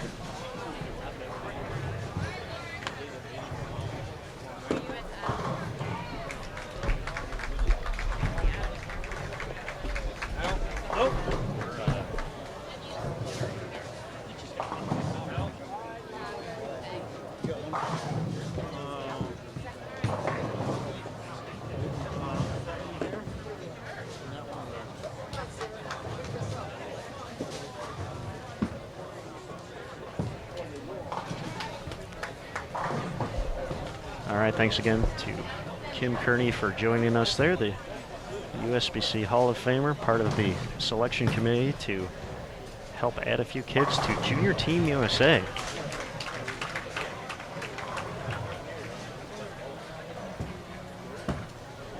Automatic Junior Team USA spots will be awarded to the top 2 boys and top 2 girls in the under-20 division after 25 games of qualifying.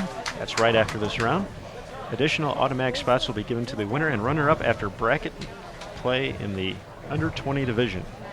If one or both of the finalists in the bracket already has earned a spot through qualifying, the automatic spot becomes an at-large selection. The National Selection Committee will select 2 boys and 2 girls from the match play field, with all bowlers, including under 15, eligible for an at-large selection. The final 8 spots, 4 boys and 4 girls on Junior Team USA, will be determined at the USBC Team USA trials in January. So that's part of Kim's role here at the 2014 Junior Gold Championships. I thank her for her time once again.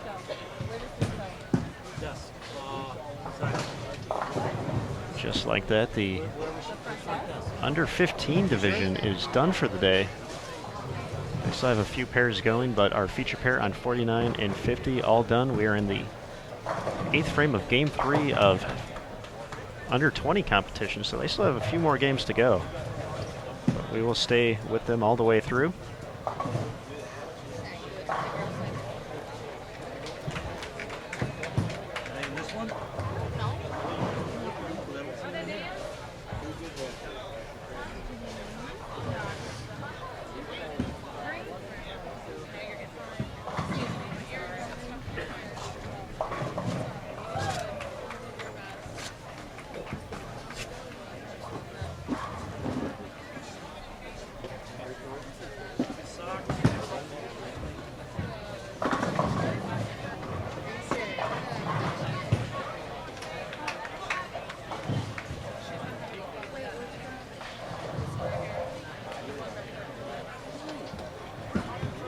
For those of you who are watching us on Channel 2, just a reminder to check out Channel 1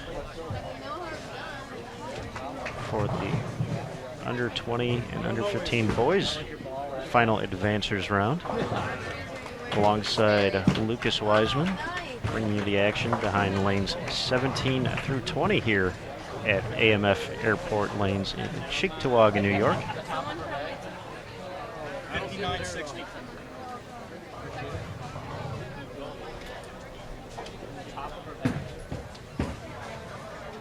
Someone crammed everything right in there. No shoes in there. That's awesome, right?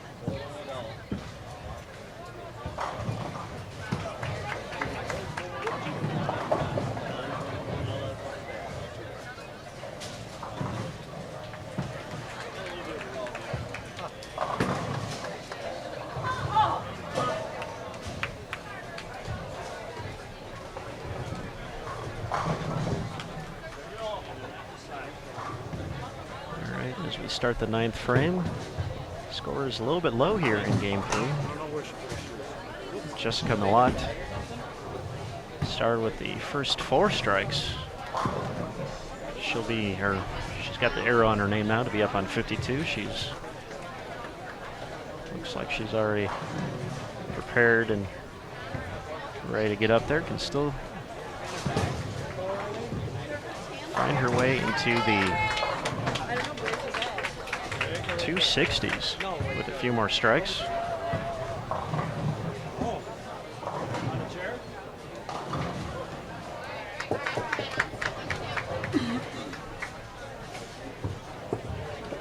Shot goes a little high though, leaves the 3-9.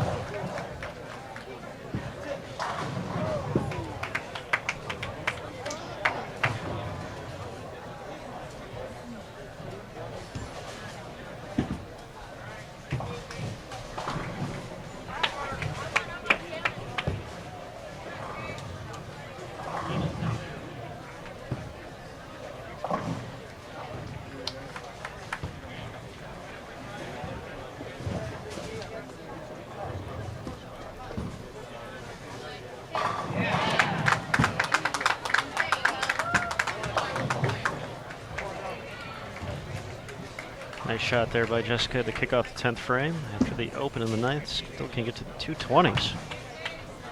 As again for the under 20 girls.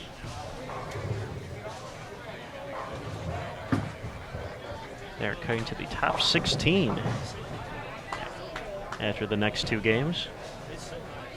And we're going to try and move the camera so we're a little more focused on 51 and 2 here, now that 49 and 50 will be empty for at least the next 2 games. So once they finish up here, we will do our best to maneuver those around.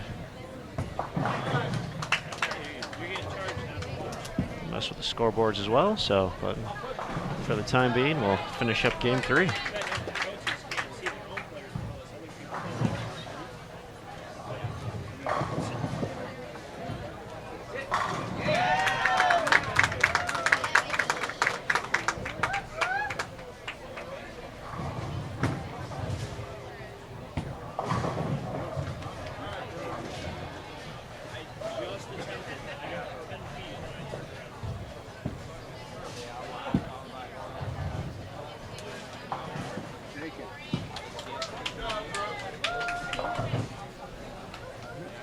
All right, nice 228 there for Jessica.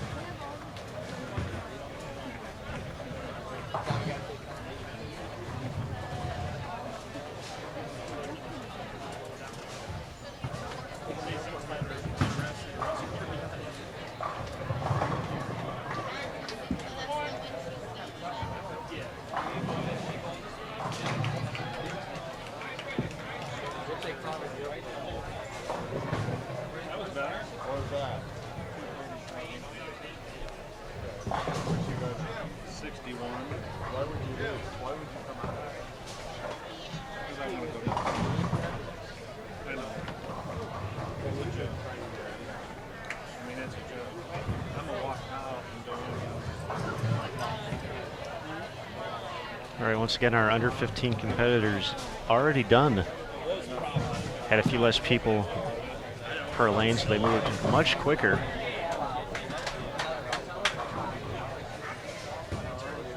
They're already done with their 25 games, so they're going to tally up the final results in a little bit here. You can find those standings on bowl.com/juniorgold in just a little bit.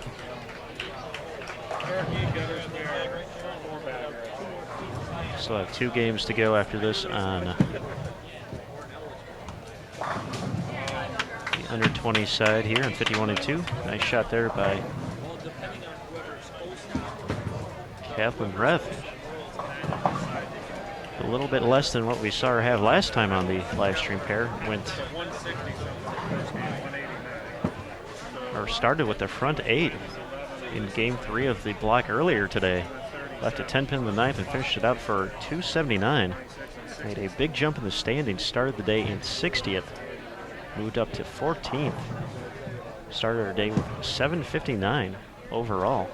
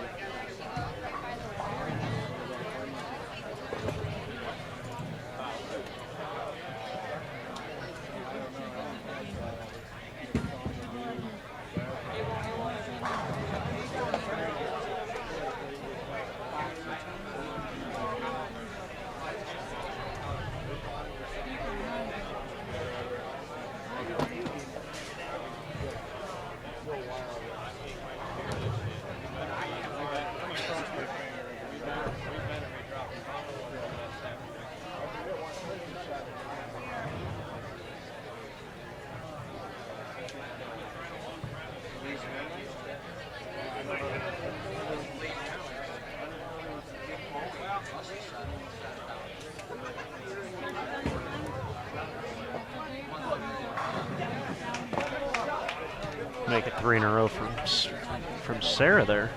She can still get to 192 with 1 more strike. Once again, we'll be fidgeting with the camera a little bit here in just a minute in order to focus a little bit more on 51 and 2. So please excuse any shaking as we deal with that, but we'll be getting right back to the action in just a second as we wait for the next pair for Game 4 on 51-2 of the Under-20 final advances round here at the 2014 USBC Junior Gold presented by Ebonite Columbia 300 Track and Hammer. Stay tuned as we get ready for the next game. It'll be just a sec. Thanks again, everyone, for tuning in.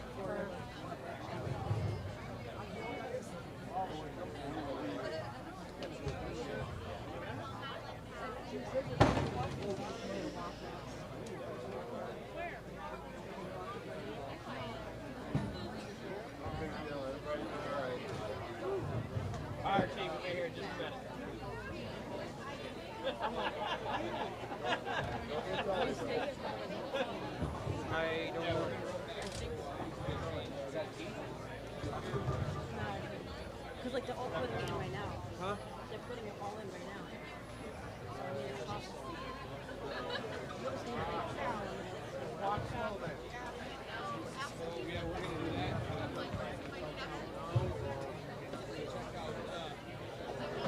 Where it's at, let it fill.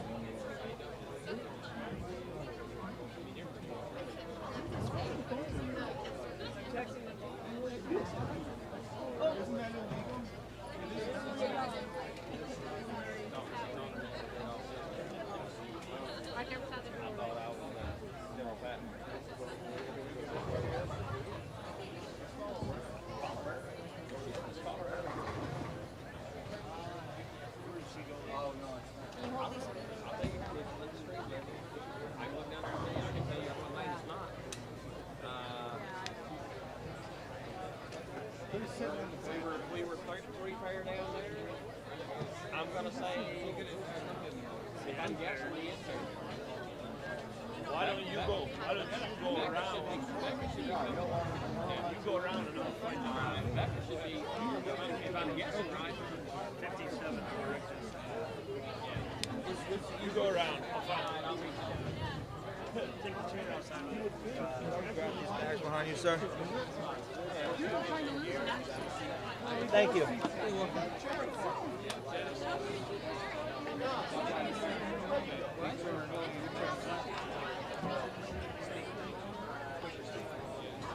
Oh, I'm sorry. Just push the balls back in.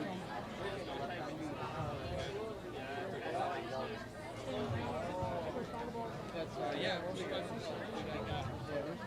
I don't think so. Okay, we'll call you.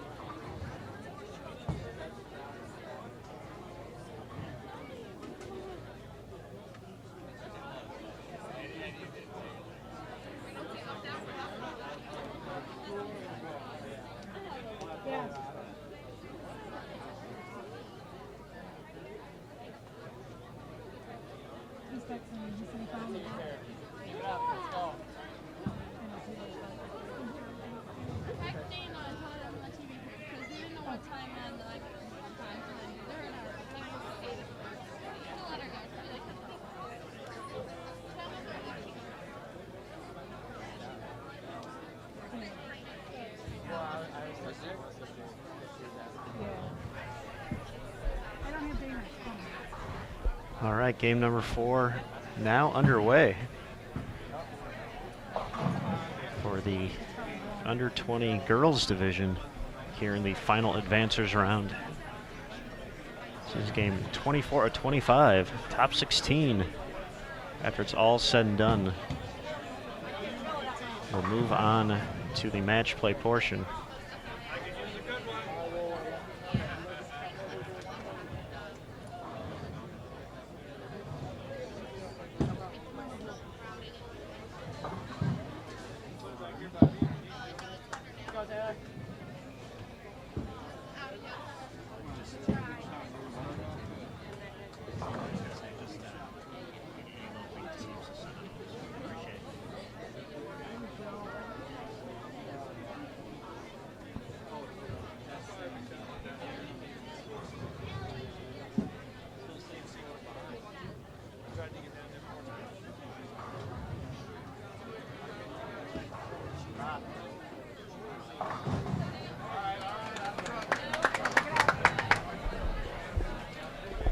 All right, just got word from Lucas Wiseman. Apparently everyone who is on Channel 1 already knows the good news. We have a 300 on our featured pair over there. Haven't heard the name yet. Nonetheless, still a cool experience, especially here at the USBC Junior Gold Championships. That'll be something they will remember forever. So congratulations, fantastic bowling.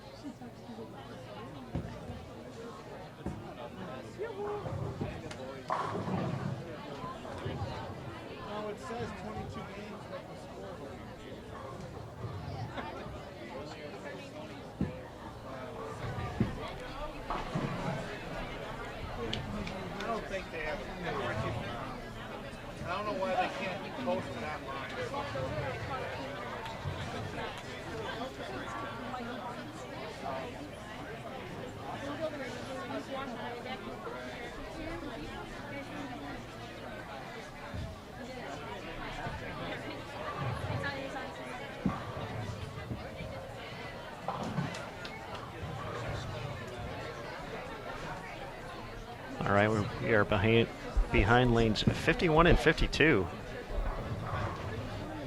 here for game 4.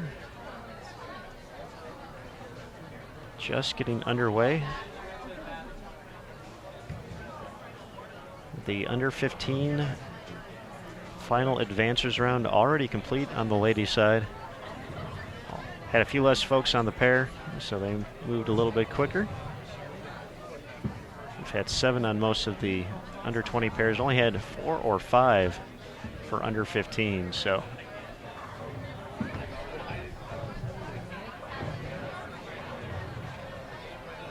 and here's Brooklyn Green on lane 52.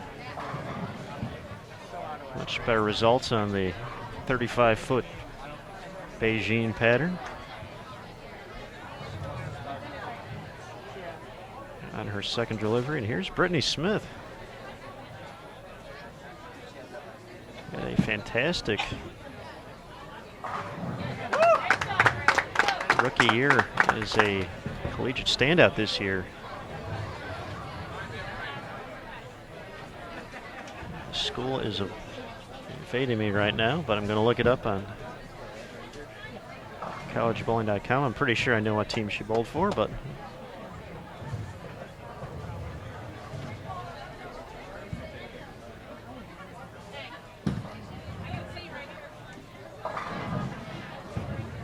it was for Grandview. Brittany Smith was a standout in her first year with the program, led them to the intercollegiate team championships and nearly to the TV show. They made quite a run before finally bowing out.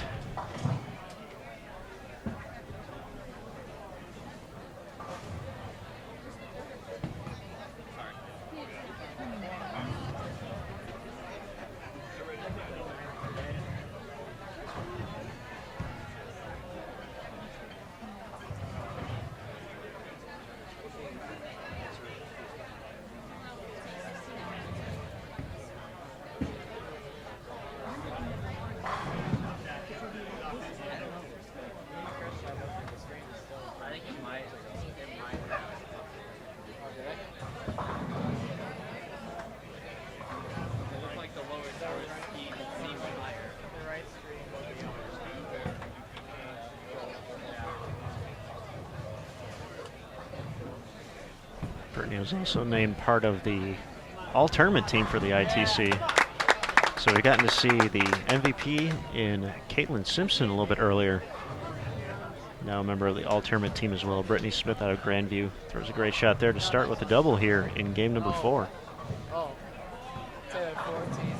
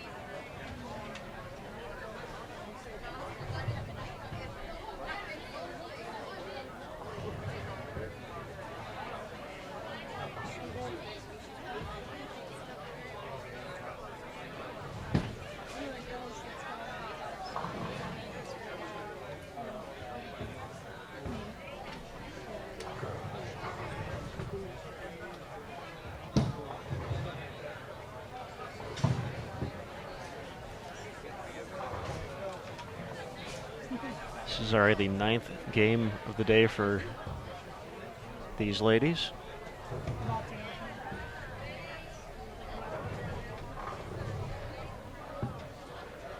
Bolden, the squad before this to advance this far, started the day with 86 in the under 20 division on the ladies side and down to 48, and will be down to 16 in just 2 games here.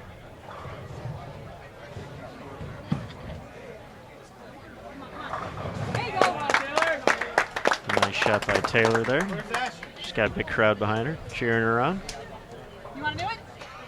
Certainly one of the cool aspects of the Junior Gold Championships is the parent support, the family support, the friend support. Especially after bowling for the past few days. Get a chance to meet some new friends as well. Obviously, you start with nearly 2,500 participants. We're down to the final few, so you wouldn't guess it from looking at the bowling center, though. This place is still packed. Folks are ready to cheer on their friends, their favorites.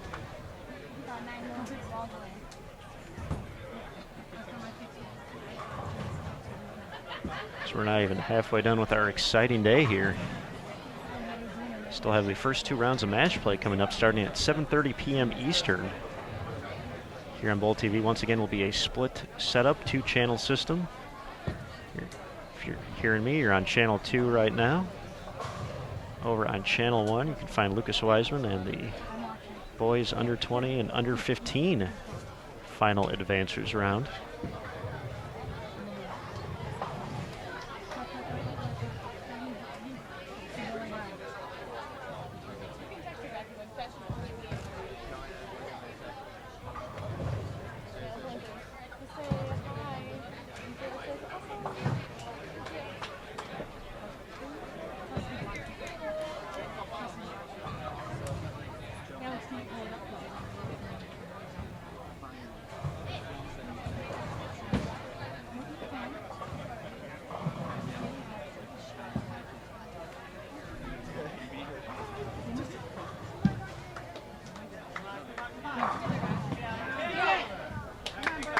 Late messenger does not cooperate for Brittany Smith.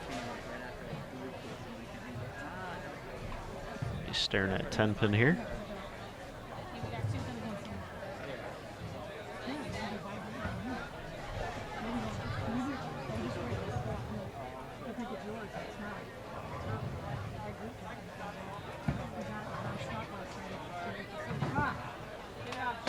Falls off just at the end there.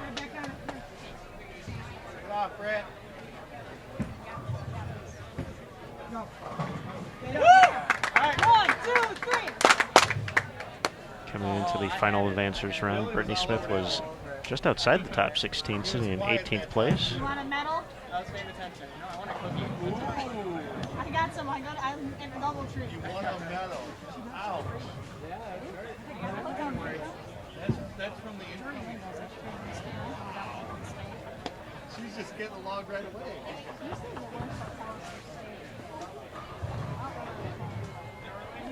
And it looks like the girls under 15 division is updated through 23 games out of the 25. The under 20 division just through game 21, so you can find those on bowl.com/juniorgold.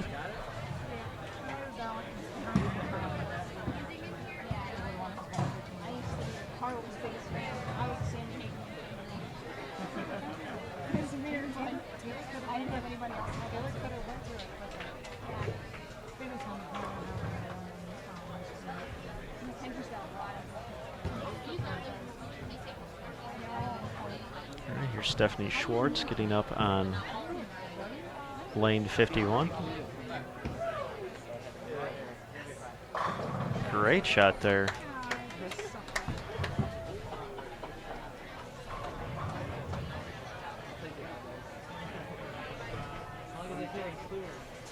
She's clean through 4.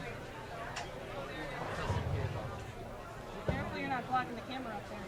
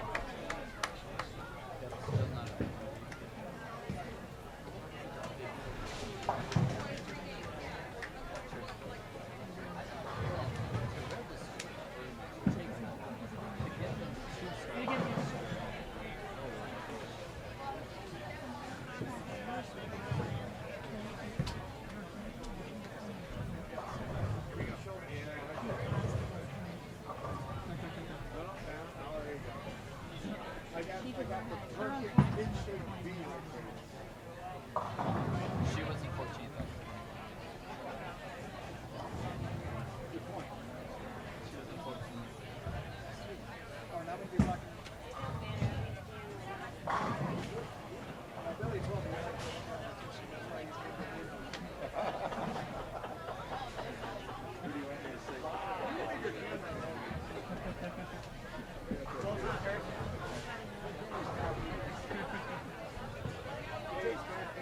Pictures happening. Show up on the right. That's what I'm afraid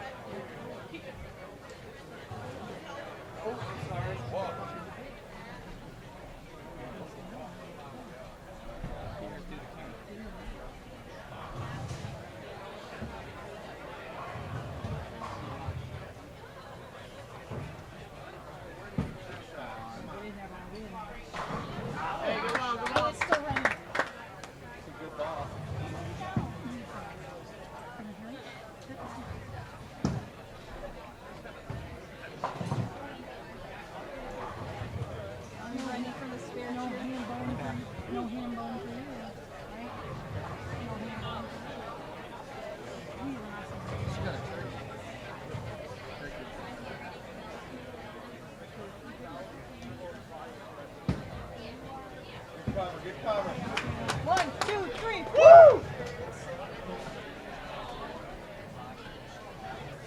Kind of sounded really bad.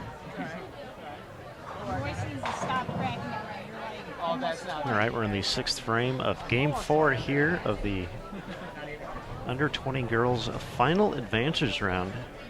We're down to 48 in a field that started with more than 600 competitors.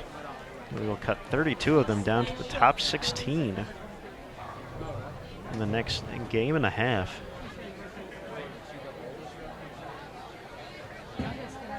little baby Billy. Little baby Billy.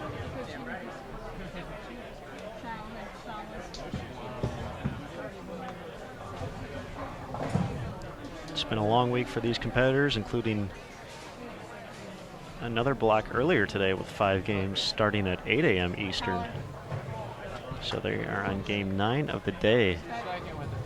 They got here by outlasting the field of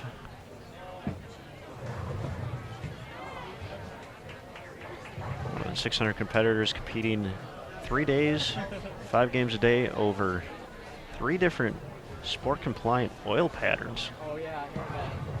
From there, the first cut brought the top 86 into competition earlier this morning. We cut down to 48 after those 5 games, and here we are just a few frames away from knowing who the top 16 will be.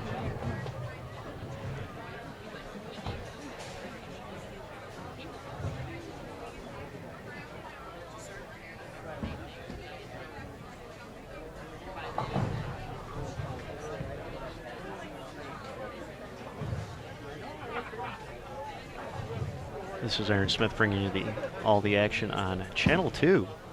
Of course, Lucas Wiseman over on Channel 1 featuring, I believe they're just down to the under 20 boys final advances around the under 15s. Also bowled a little bit quicker over there, a few less of them as well.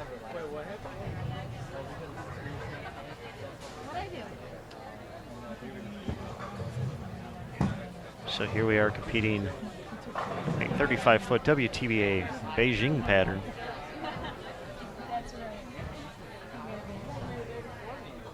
Sharp contrast to the 44-foot London WTBA pattern they competed on earlier today, so certainly the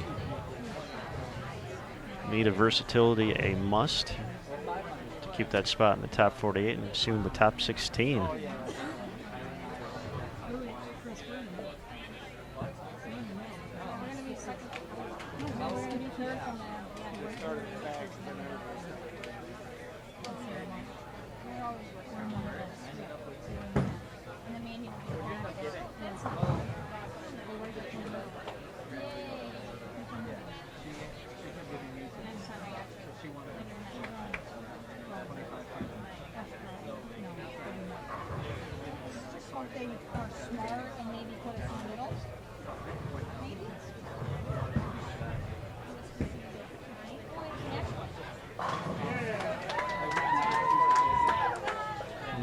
Nice shot there by Schwartz. Started the round in 41st, so she had some work to do to make her way up to that one of those coveted top 16 spots.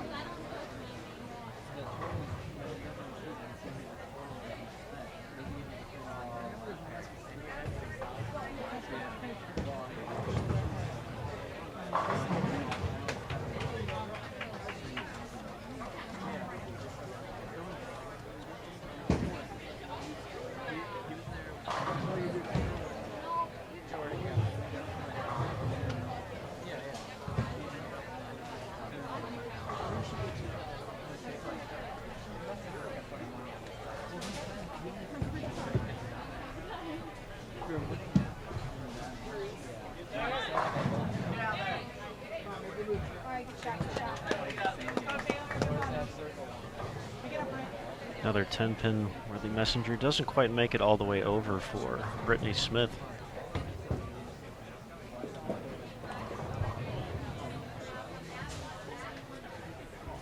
Still has 220s out there with the conversion.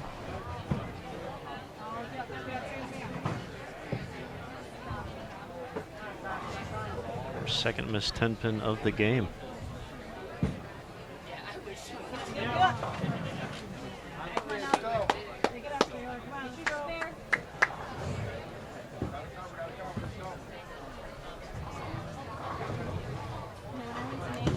Here's Natasha Bidwell up on 51. Doesn't look like she liked it off her hand. Leaves the baby split. Kick off the 8th frame.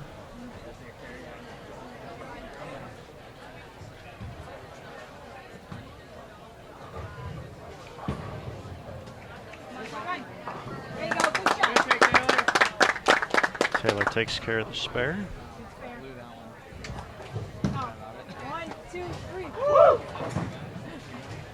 She's got a supportive crowd behind her. Had a little cheers for spares and strikes, so always cool.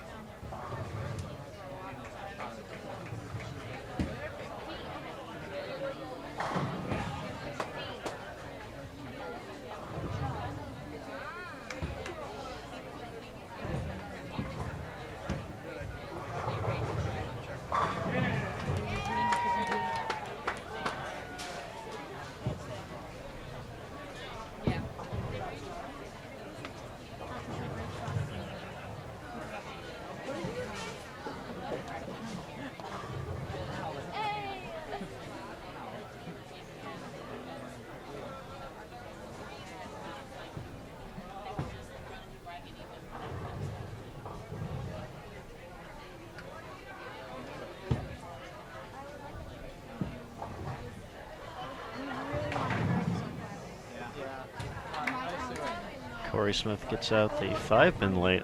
A pretty good off her hand, came up a little light, didn't mix them. Great shot there by Brittany Smith to bounce back after the 10-pin miss in the 7th frame.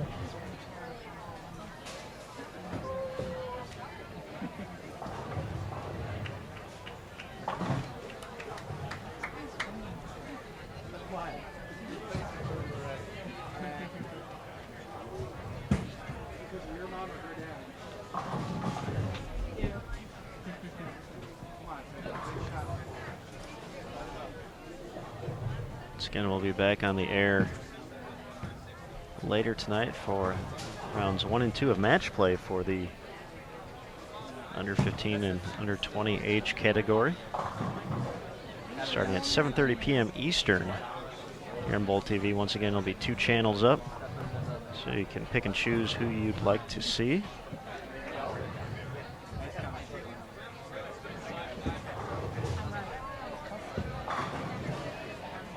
Another great shot by Stephanie there. Seems like she's getting pretty comfortable here on 51 and 2. Making some solid shots on the short pattern.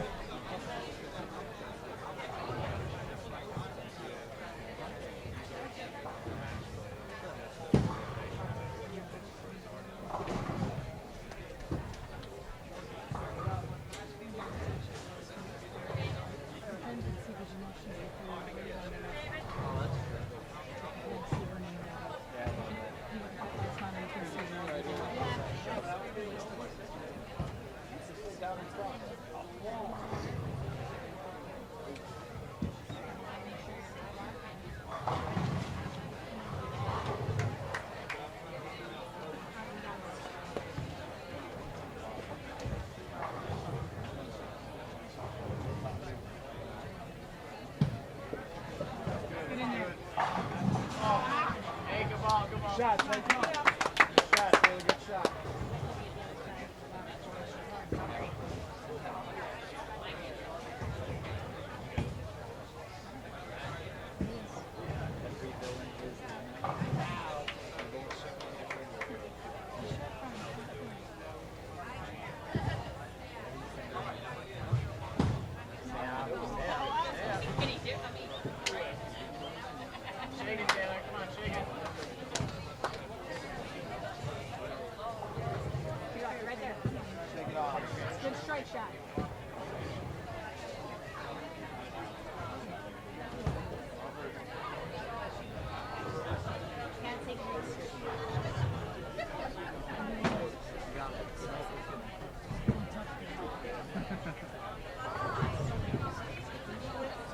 Here's Casey Gotel.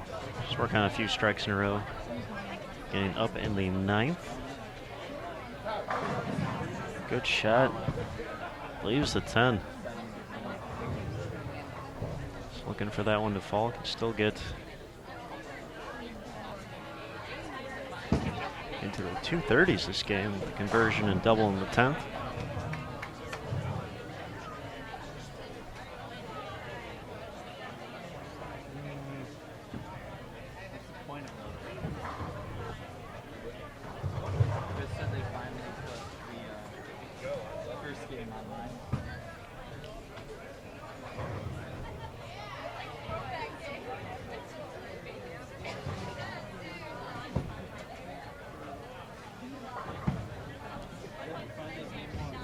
Takes care of the spare without a problem. So 238 is still available. Here's Brooklyn Green. Second shot of the 10th, looking to get in the 170s. Comes in a little light, leaves the 2-8.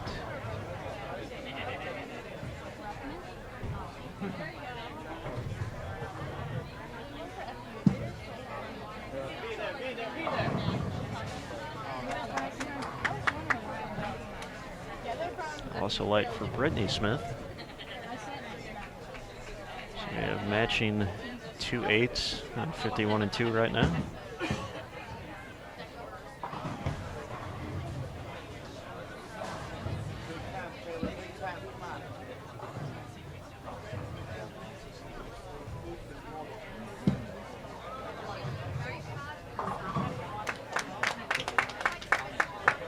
Both take care of the spare without a problem.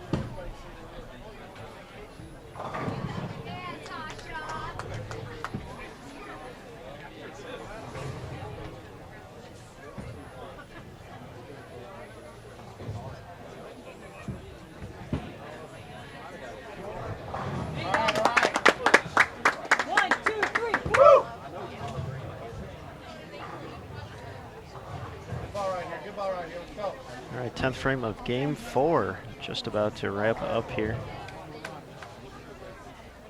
We'll have one more after this.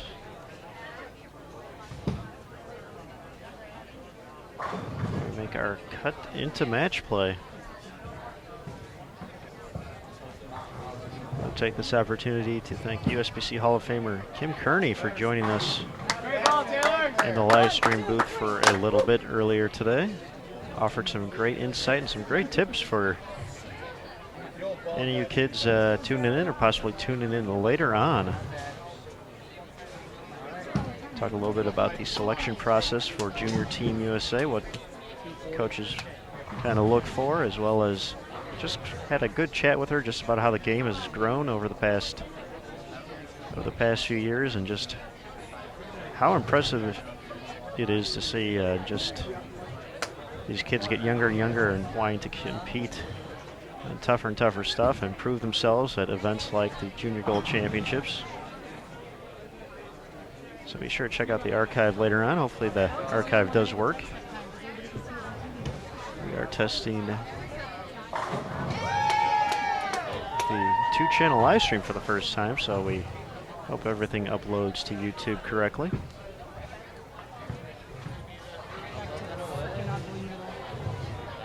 Stephanie Schwartz putting on a nice game here.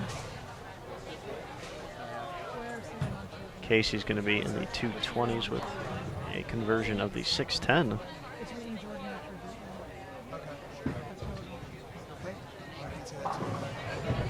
Not a problem. Not sure what Stephanie's max is right now, but she's throwing some strikes just like that.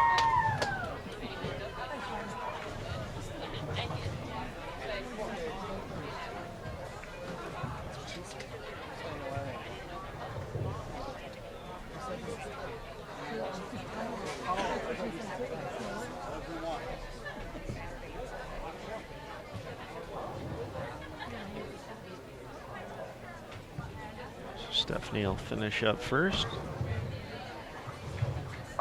Having her way on the 35-foot pattern. Big finish for, I guess that was the last 6, it looks like. 2:49, humongous game here. Started the round outside of the top 16, was I believe right around 40th, 41st. So that is a great effort to try and move up the standings.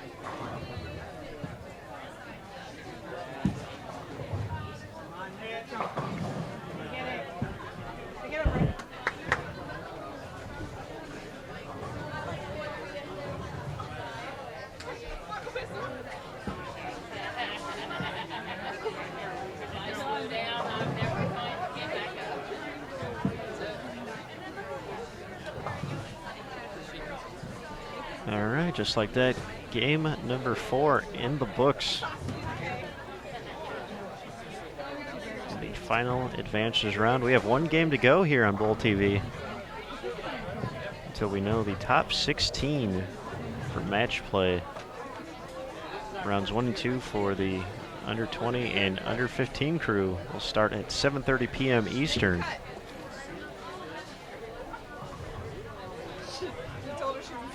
So we'll take a brief break as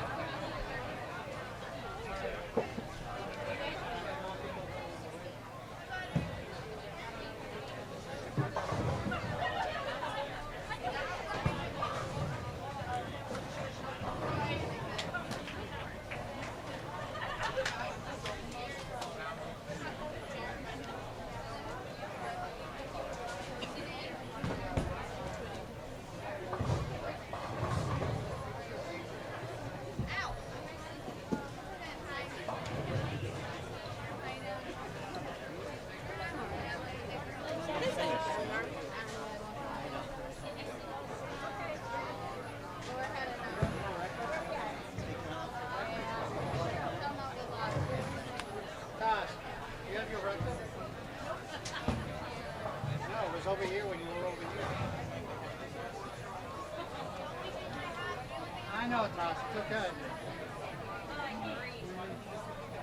See, we had the same idea to come out this way.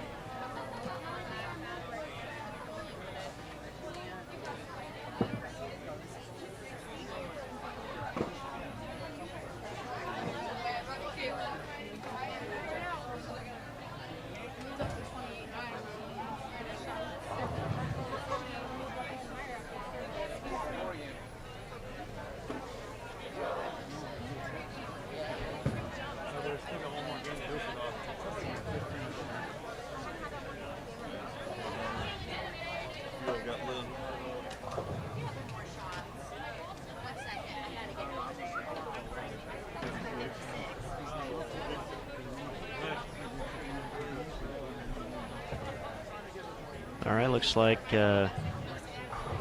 need to get a reset here, but it looks like our competitors are making their way here for the final game. Do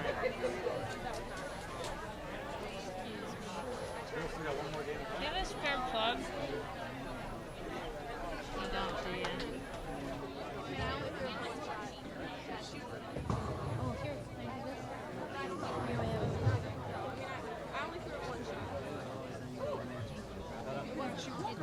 Sometimes it dies at 12.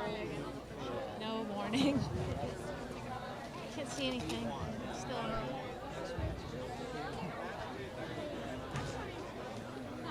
Can't get down there, huh? It's a claustrophobic person's nightmare.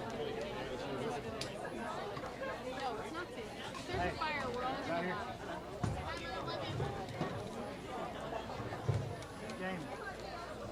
You can do it. Stephanie just went 249. I believe you can do it.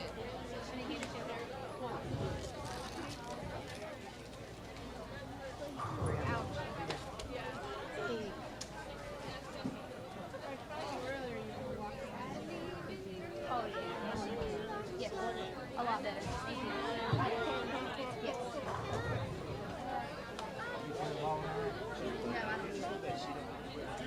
I'll get it. I'll get it. I didn't see how it was going. Well, I tried to find him. Is it gonna? I don't have a charger. I'm starving.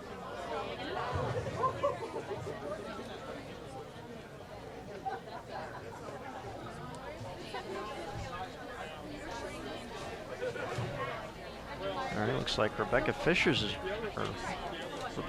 excuse me, is going to kick off Game 5 here. She's going to be joined by Morgan Dahlke. We'll get the full lineup in a sec here.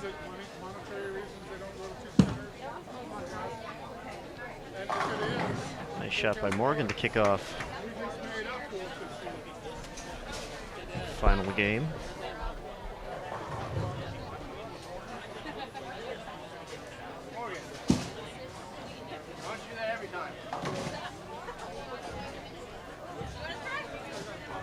Becca Pitzer also on the pair. Along with Jordan Richard. Nice shot by Becca to kick things off.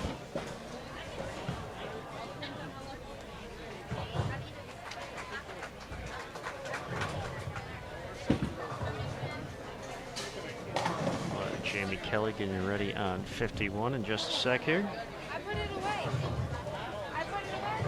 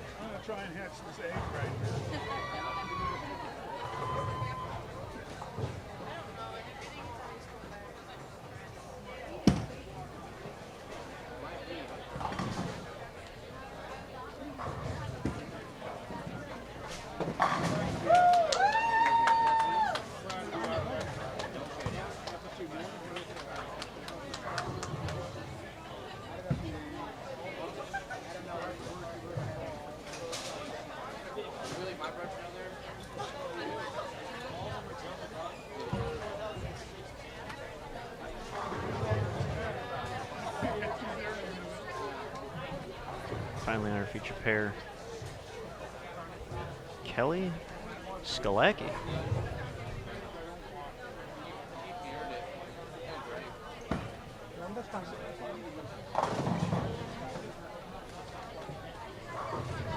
Already seen 4 games on this 31-foot pattern.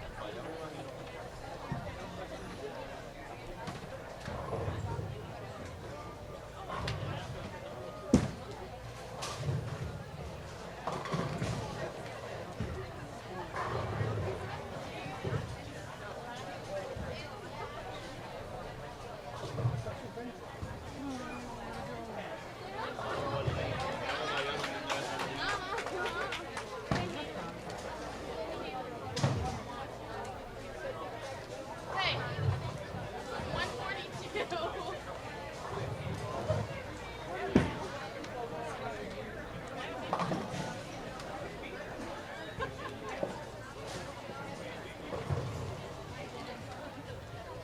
Not very nice. Once again, a look at how we got here. We had the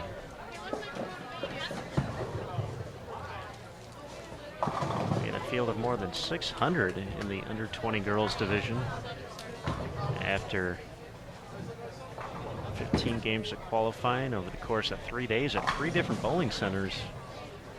We cut that down to the top 86. They returned at 8 a.m. this morning here on Bowl TV. We got a chance to capture that round, so we went from 86 to 48. And then after this, cutting 2/3 of the field, we'll be down to 16. So for several of these ladies, this could be their final game of the 2014 event. It's still quite an accomplishment to make it into the top 50 out of a field 600 plus. The under 15 division already complete in their final advancers round. They were going to cut from 21 to down to 16 for match play. Any and all ties for the final spot so far has just advanced up until this point. Not sure if it matches a little different for the double elimination match play bracket coming up. We'll have to see if there are any. Brianna Clemmer looking at a 4-7 here, takes care of it. Missed her on her first shot. She's clean through 2.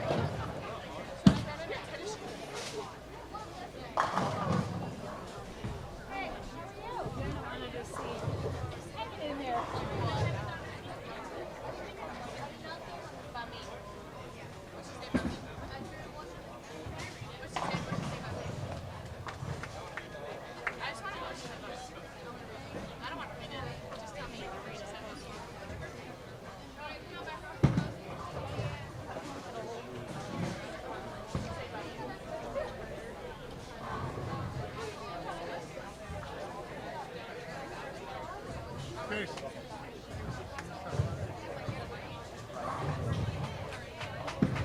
you hear it go in the gutter?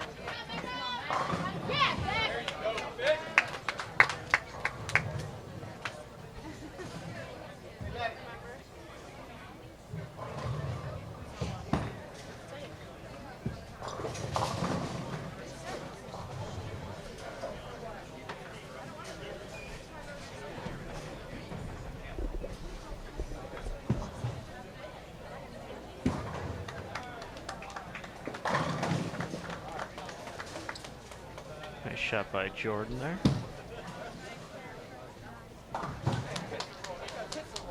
Down bouncing back after the open in the second.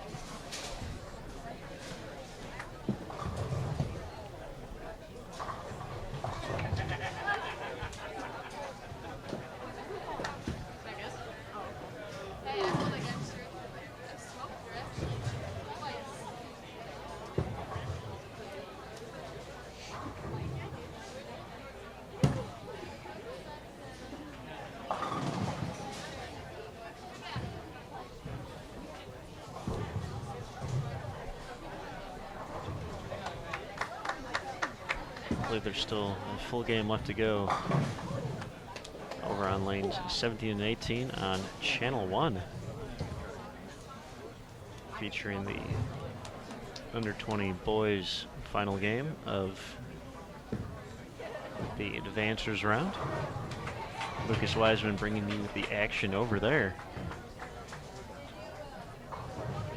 The first time in Bowl TV history we're running 2 broadcasts at the same time from the same bowling center. So you're part of history if you're watching here today.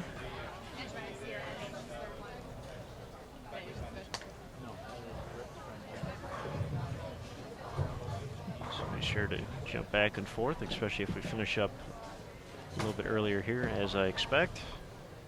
So go over to Channel 1 and check that out.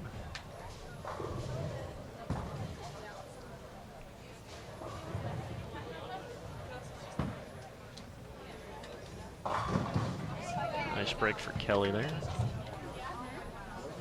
Crumbling everything in.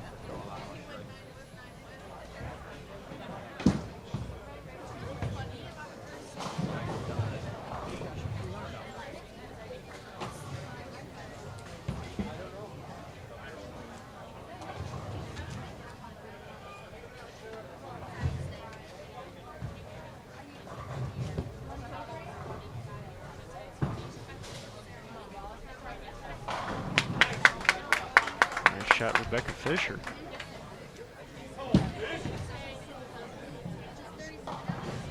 She makes it 3 in a row after a spare in the first.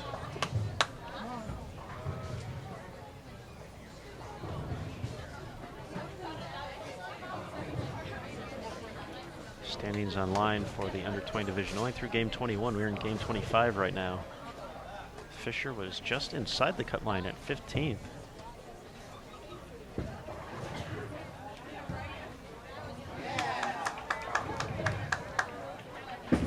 Brianna Clemmer found herself just outside in 19th.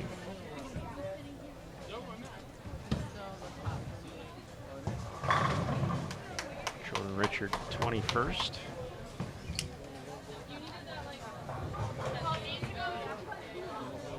Kelly was down in 35th. So those were the closest coming into the final 4 games here. Still waiting for some updates. Those will be available on bowl.com/juniorgold a little bit later.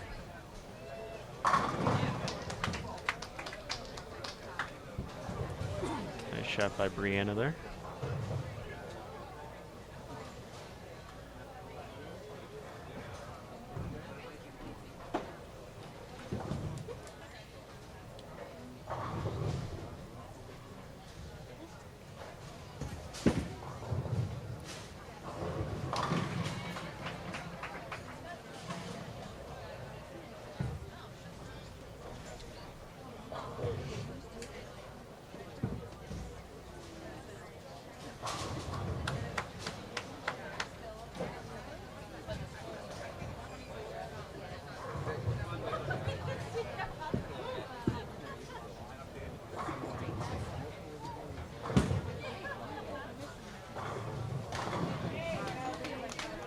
Shot by Jamie Kelly over on 52.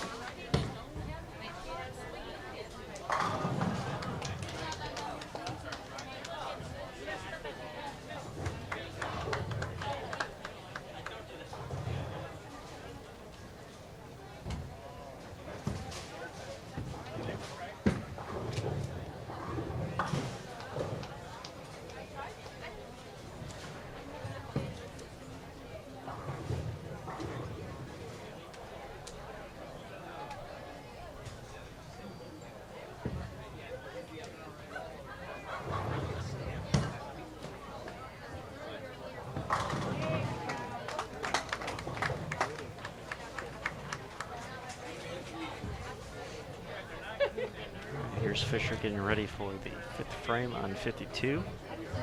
Looking for 4 in a row. So Lefty got that one a little bit wide. Just leaves the 3-pin.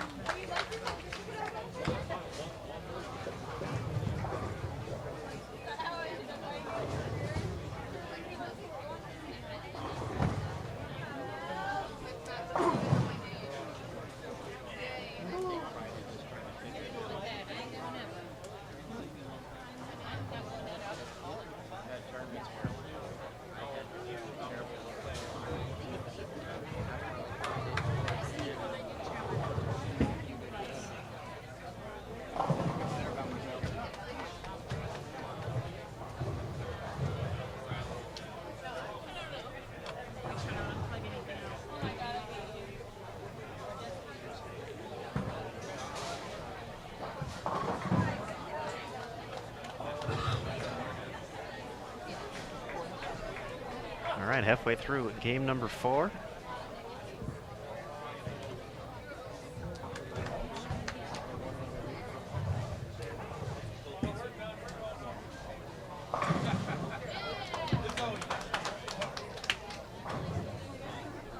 I say game number 4? I meant game number 5.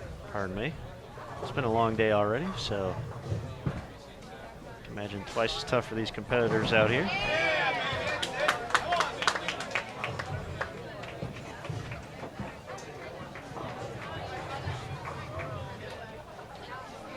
Supporters and parents out here in the stands still cheering hard on every shot. For a few of these ladies still trying to make the cut to the top 16. They'll be losing 32 bowlers from the under 20 group. From the 48 still alive. Then we'll go to double elimination match play starting at 7:30 p.m. Eastern right here on Bowl TV. This is similar to the USBC Queens, USBC Masters, Senior Queens, Senior Masters. These bowlers are going to have to earn it to get to the promised land of a Junior Gold Championship title. 2014 event presented by Ebonite, Columbia 300 Track and Hammer. And of course, Kegel is the official lane maintenance provider here.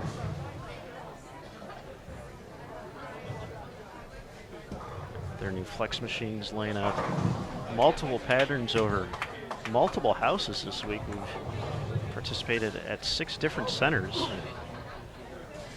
including AMF Airway Lanes, where we're at now.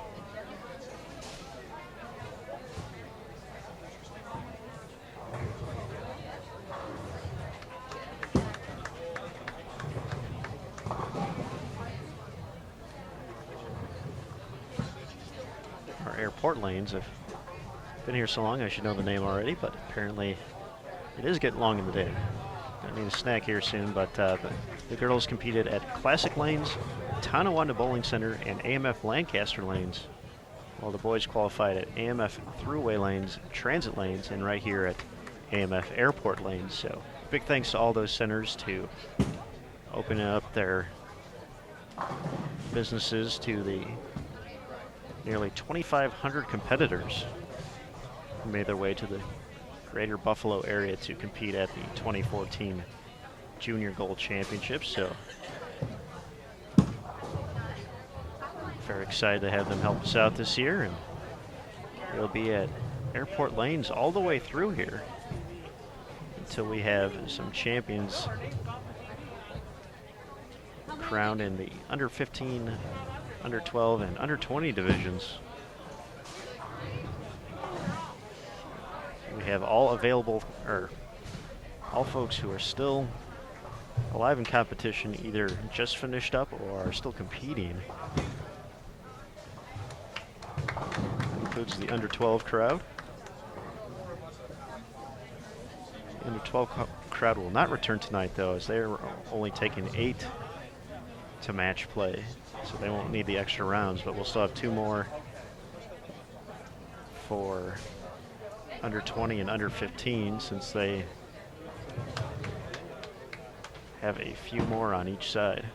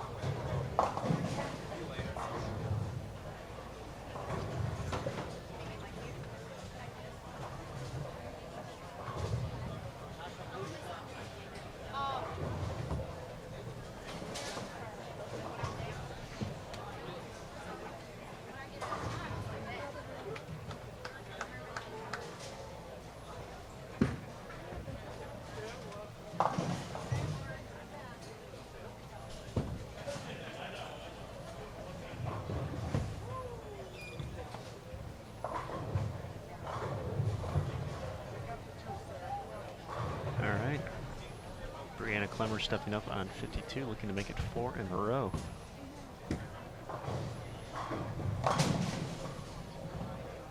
She comes in light, leaving the 258 most of the bucket.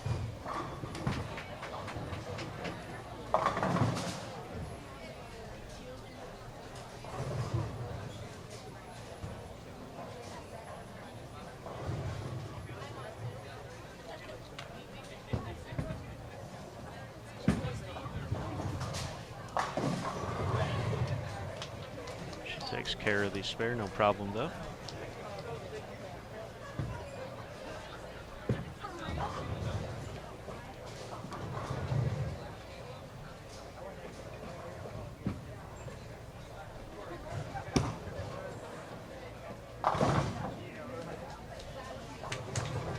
Skolacki takes care of the 3-6-10.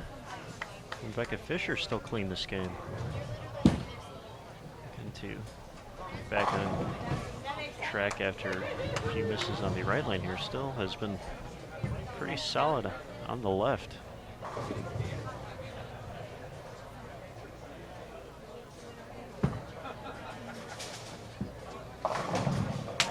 nice break there, running a little high. Getting a nice hit.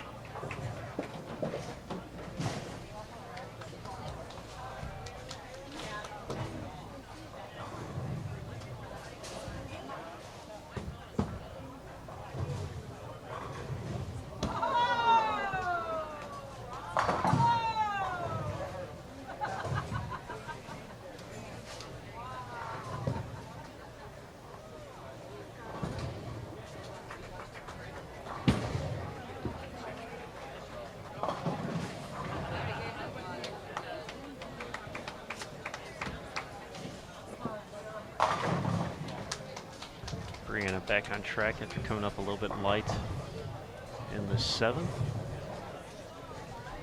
So I'll tend to cooperate in the 8th. So there's a chance of 240s out there.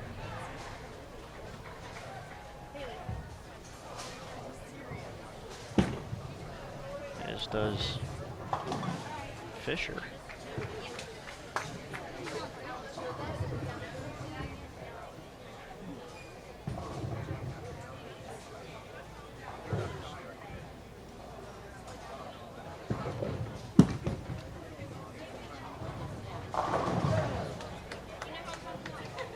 In a row for Dalkey.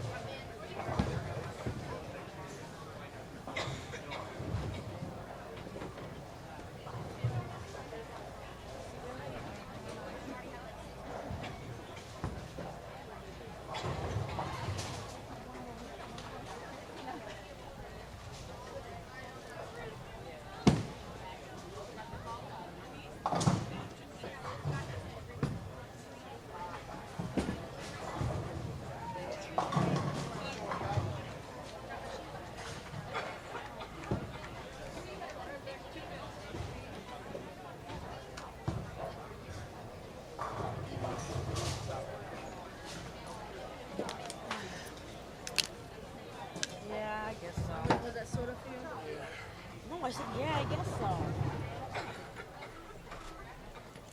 All right, here's Fisher stepping up in the 9th frame. Looking to capitalize on the nice opportunity, mixes them up. Still has 240s out there. Through 21 was right around the cut line. It was actually just inside of it. She was in 15th after 21 games. We're in game 25 right now. Still waiting for some scores to update here on the website. So big finish here. Might be enough to push her into the double elimination match play bracket. Slated for 7:30 p.m. Eastern start for the under 15 and under 20 age divisions. The under 12s will be done for the day once their round is complete. They have only advancing 8 to match play compared to 16, so only a few extra rounds.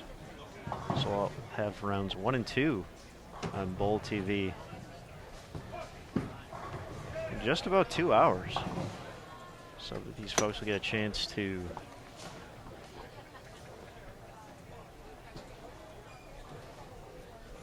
get a little bit of break, get some dinner in,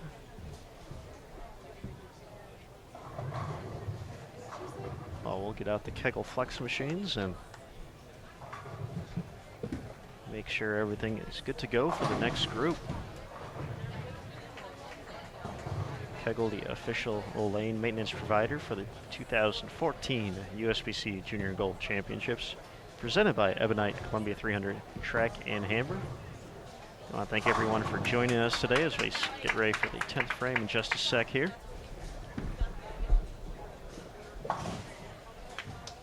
We are here on Channel 2 for the first multiple channel setup here on Bowl TV. In the top left-hand corner of your screen, you can select Channel 1 or Channel 2. Channel 1 has featured the boys all day today. Lucas Wiseman's been over there holding down the fort. He's a little bit behind from the reports I've heard, so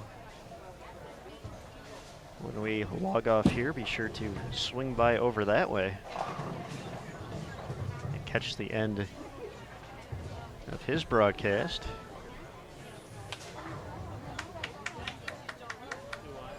Looks like they're in about the third frame right now, so there's still quite a bit of bowling left to do over there.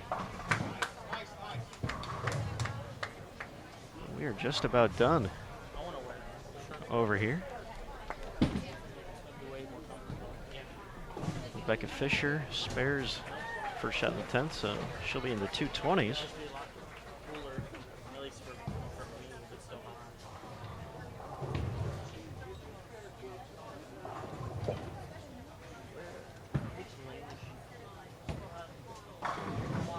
So nice finish there to this block. We'll see if Rebecca had enough to continue her tournament, or that might have been her last shot. We'll have to wait and see. But certainly for those who are not advancing out of this round and going from 48 to 16, quite a few will not make it. 2/3 of the field, actually. I want to take this opportunity to commend them on a fantastic effort this entire week to make it this far out of a field that started off with more than 600 total in the under 20 division.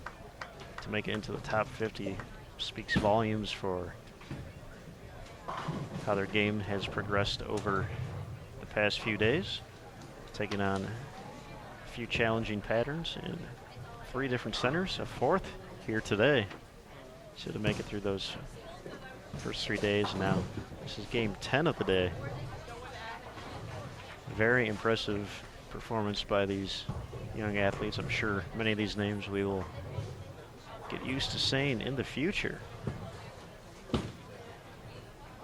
lot of them have a long career ahead of them here, as well as at the collegiate ranks upcoming, and hopefully they continue on down the line to the USBC Open and Women's Championships as they progress into their adult bowling careers.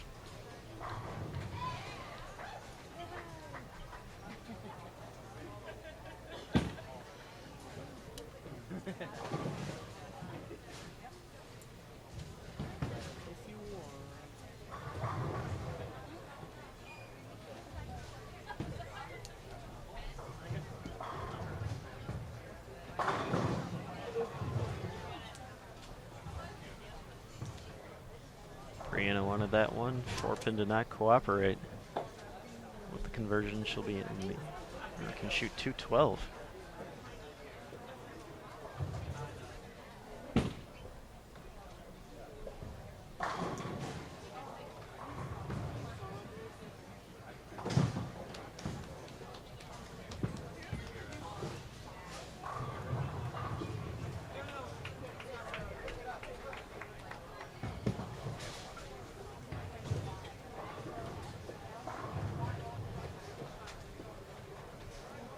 So we will have to wait and see where the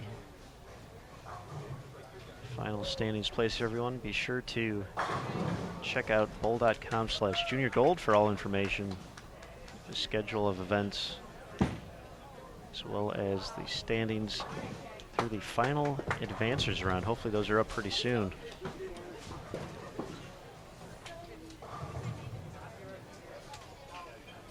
are just about done here. Like I said, we got about a 2-hour break until we'll fire up the cameras again. Or at least my cameras. Like I said, be sure to go back to channel 1 once we finish up here with our final few shots. Here's Jamie Kelly's final shot of game 5. Mixes them up, but be sure to go to channel 1 to check out the end of the under 20 boys final advancer round. They're in their final game. Lucas Wiseman calling the action over there. Kelly Skalaki is going to finish up this round for us here on lanes 51 and 52 at AMF Airport lanes. Nice shot there.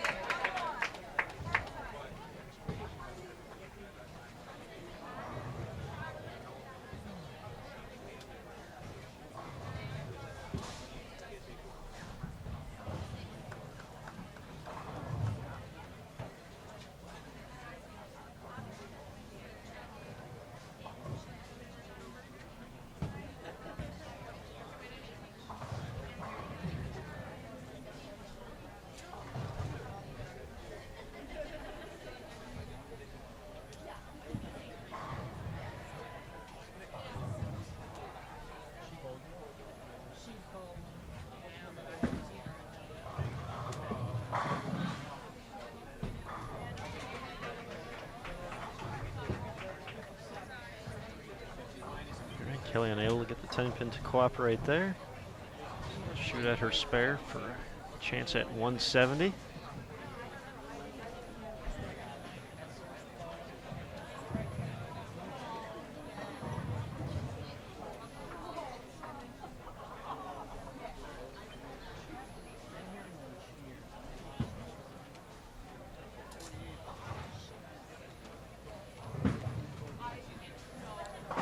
Just like that, that will wrap up the final advances round for the under 15 and under 20 girls division here at the 2014 USBC Junior Gold Championships, presented by Ebonite Columbia 300 Track and Hammer.